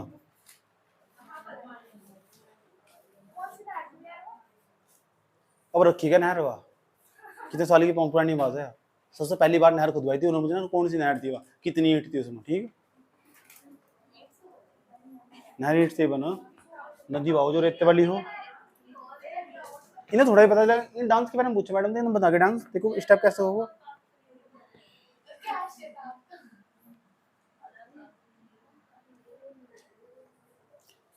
एक खास बात है इसकी। क्या खास बात? यहाँ इसी के समय में ना एक पाणिनि का नाम सुना? पहले भी बढ़ाया मैंने तुम। उसने व्याकरण की रचना करी, इसी के समय में रहा करता था वो, इसी के दरबार में। सही बात है। जो पाणिनि ने रचना करी ना अष्टाध्याय नाम से, पाणिनि ने जो रचना करी, उस ग्रंथ की जो रचना करी, ए आ क ख ग ध, जितनी भी तुम हिंदी पढ़ रहे हैं, हिंदी व्याकरण पढ़ रहे हैं, यह सारी पाणिनि की लिखी हुई है। जो व्याकरण सारी लिख रखी है, हिंदी व्याकरण जो लिख रखी है, और यह जो बातें लिखी हुई है सारी ए आ क्या का की, बचपन में सोचते थे कहाँ से लिखी है, कहाँ से मिले हैं, सारे उन्हें लिखे है, पाणिनि नहीं। और वो पाणिनि एक विद्वान था, इसी के समय महापद्मानंद के काल में रहा करता था, इसके दरबार में ही वो। सही बात है। उसने जो पुस्तक लिखी उसका नाम है अष्टाध्याय। फिर अष्टाध्याय ना जो पतंजलि है, पतंजलि वाले गुरु हो जो, पतंजलि में जाओगे तुम, पतंजलि में जैसे बोलोगे तो वहाँ एक महाराज की मूर्ति लगी हुई है, वो पतंजलि वाले बाबा हैं। उन्होंने वे उसी के समय के आगे जाकर ना, जब आगे चलेंगे तो पतंजलि वाले बाबा ने महाभाष्य, जो महाभाष्य नाम का ग्रंथ वो उन्होंने लिखा, पतंजलि वालों ने वो उसमें भी खींच के लिखा, उसमें भी हिंदी व्याकरण के बारे में जिक्र। बात समझ में आई? बात क्या कहने की कोशिश करी जा रही? तो अभी तो हम पाणिनि के बारे में पढ़ेंगे। इन्हीं के समय में पाणिनि नाम के एक विद्वान थे। पाणिनि नाम के विद्वान ने अष्टाध्याय नाम की पुस्तक लिखी है, जिसमें व्याकरण का जिक्र मिलता है। देखो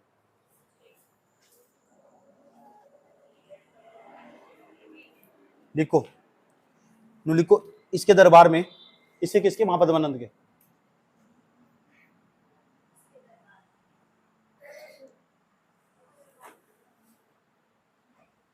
इसके दरबार में पाणिनि रहा करते थे। पाणिनि, पानी आड़ी पानी पिला दे, पाणिनि। ठीक, पाणिनि रहा करते थे, जिन्होंने अष्टाध्याय अष्टाध्याय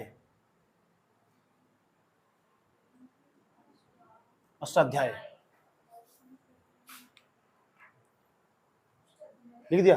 अष्टाध्याय नामक ग्रंथ लिखा था, अष्टाध्याय नामक ग्रंथ लिखा था जो व्याकरण से संबंधित है।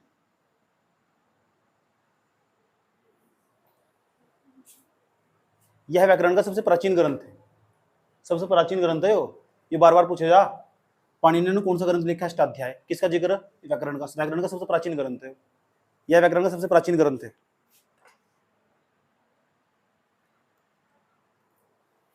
और दूसरा प्राचीन ग्रंथ कौन सा? दूसरा पतंजलि। दूसरा प्राचीन ग्रंथ कौन सा? पतंजलि के द्वारा जो लिखा गया उसका नाम है महाभाष्य। दूसरा प्राचीन ग्रंथ कहीं को लिख दो, उसका नाम पता क्या है? महाभाष्य। महाभाष्य। महाभाष्य के जो लेखक है वो कौन है? लिख दो लेखक पतंजलि। रोको सर, चल दिया, लिख दिया। अब जो हमारा नंदवंश है ना, इसका अंतिम जो शासक था उसका नाम था धनानंद। बस ये फिर हमारा पूरा सिस्टम सारा खत्म हो लगा। ठीक, उसके बाद जो हमारा मगध साम्राज्य था पूरा खत्म हुआ। अंतिम शासक लिखो धनानंद। नंदवंश का अंतिम शासक धनानंद।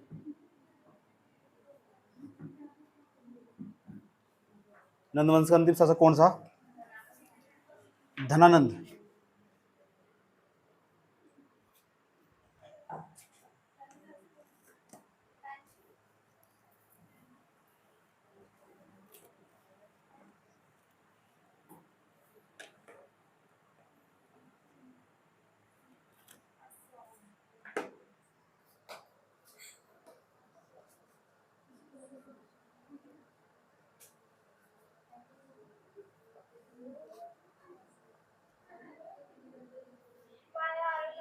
धनानंद लिख दिया।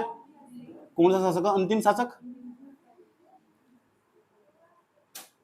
इस वंश का अंतिम शासक। इसकी स्टोरी दिलचस्प है। इसी के समय में, इसी के काल में पता कौन रहा करता था? तो इसका शासन था ना, इसका सुन लो, इसका शासन कैसा था? ये सुन लो, इसका शासन कैसा था?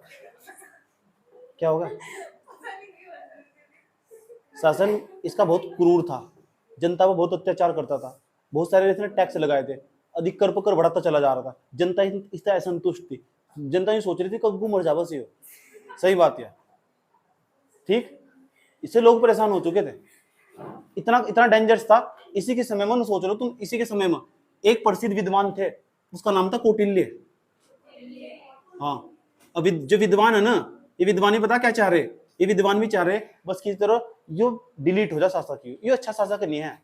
सही बात है। उसका नाम क्या था? कौटिल्य। दूसरा नाम क्या है इनका? चाणक्य। अच्छा, अब क्या हुआ? ये इतना डेंजर शासक था, इतने बड़े विद्वान को इसने अपने साम्राज्य में निकाल दिया। सही, धनानंद, हाँ वही है, सही बात है। जो चाणक्य के नाम से फेमस हुए, यही है चाणक्य, जिन्होंने अर्थशास्त्र लिखा, अर्थशास्त्र नामक पुस्तक लिखी जो राजनीति से संबंधित है। ये कौटिल्य में तो है, चाणक्य के नाम से फेमस है। इन्होंने तो लिखा अर्थशास्त्र। अब समझ में आओ, इसने इसे शिक्षा दी और इसे इसके साम्राज्य से बाहर निकाल दिया। सही बात है। ये तो गुरु तो एक पढ़ रहा है, तो इसलिए कहते हैं गुरु लोगों तो कभी दुश्मनी नहीं लेनी चाहिए, भारी पड़ जा। अब इसने भी सोच लिया था। सही बात है, इसने से शराब दिया तो इतनी बुरी तरह तड़प कर मरेगा तो ये लोग सदी तक याद रखोगे, इसने शराब दिया। सही बात, इतनी खतरनाक तरीके से तेरी मौत होगी। अब ये तो गुरु ही हो। पता क्या हुआ? ये निकल लिया। जब से निकाल दिया तो एक बस्ती की तरफ निकल लिए। बस्ती में पहुंचते पहुंचते 5-7 किलोमीटर जाकर इन्होंने एक छोटे से बालक को देखा। छोटा सा बालक, राजपिकरी नाम की कोई जगह थी करके, ऐसा करके उसमें उन्होंने क्या करा, वो छोटा सा बालक क्या हुआ था, उसने पूरी सभा बनाई हुई थी, पूरी तमीज से सभा बनाई हुई थी। और सभा में बैठकर वो छोटा सा बालक सबको लेक्चर दे रहा था, सबको बैठकर लेक्चर दे रहा था। अब कौटिल्य थे, दिल पर ठेस पहुंची हुई थी क्योंकि धनानंद ने बाहर काट दिया साम्राज्य। उन्होंने सोचा इसे जरूर हराना, पूरी जनता जिससे परेशान है इसे जरूर हराना, चाहे कुछ भी हो जाए। इस छोटे से बालक को अचानक देखे कि क्या सभा से चल रही, छोटे छोटे बच्चों को बैठा रखे, लेक्चर देने पे लगा हुआ एक छोटा सा बच्चा, वो खुद पत्थर की शिला पर बैठा हुआ, क्यों कह रहा है तुम्हें ऐसा करना चाहिए। जो उसका टीचर था कौटिल्य, उसने तुरंत उसे हाँप लिया और उसके पेरेंट्स से बात करी कि इस बच्चे को मैं तक्षशिला लेकर जाना चाहता हूँ और उसे मैं शिक्षा दूंगा और फ्री में शिक्षा दूंगा। इसकी माँ ने मने करी, क्यों कह रही नहीं हमने अपने जाकत को भेजे थे, क्यों, क्योंकि हमारा जो बच्चा है ना एक ही बालक है हमारा, अगर इसका क्या होगा। उसने कहा सारी जिम्मेदारी मैं लेता हूँ, तुम संडे वाले दिन इससे मिलने आ जाना, कोई दिक्कत नहीं है।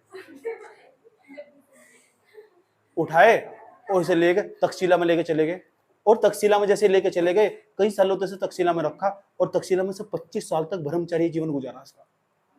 किसी भी आसपास जब भी बार बार से दिक्कत खड़ी होती थी, माता पिता की याद आती थी, तो कौटिल्य पता क्या करते थे, यारी किताब, सही बात है, इसे देख माता पिता की याद आ रही, ऐसे ही तो शासक बनेगा तू, ऐसे बनेगा तू शासक, सही बात है। ऐसा होना बिल्कुल बीच बीच में जो गुरु टाइप के बहुत खड़ूस टाइप के हो, ऐसा समझ।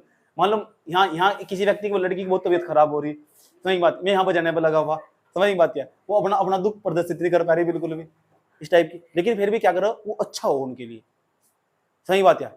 क्योंकि 50% दुख तो इस तरह गुस्सा देख कर भाग जाए टीचर का, इतने दवाई भी काम नहीं करती जितने गुस्सा काम कर रहा। अपने आप खड़ा हो लो, सुन लो ध्यान से अच्छे तरीके से, एक बार सुन लो। उसके बाद धीरे धीरे धीरे क्या हुआ, जो छोटा सा बच्चा था वो छोटा बच्चा धीरे धीरे बड़ा हुआ।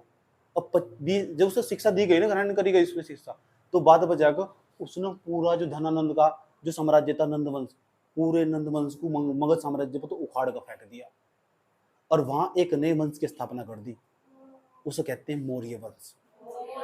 और वो बच्चा कालांतर में जाकर बाद में मौर्य, चंद्रगुप्त मौर्य के नाम से फेमस हुआ।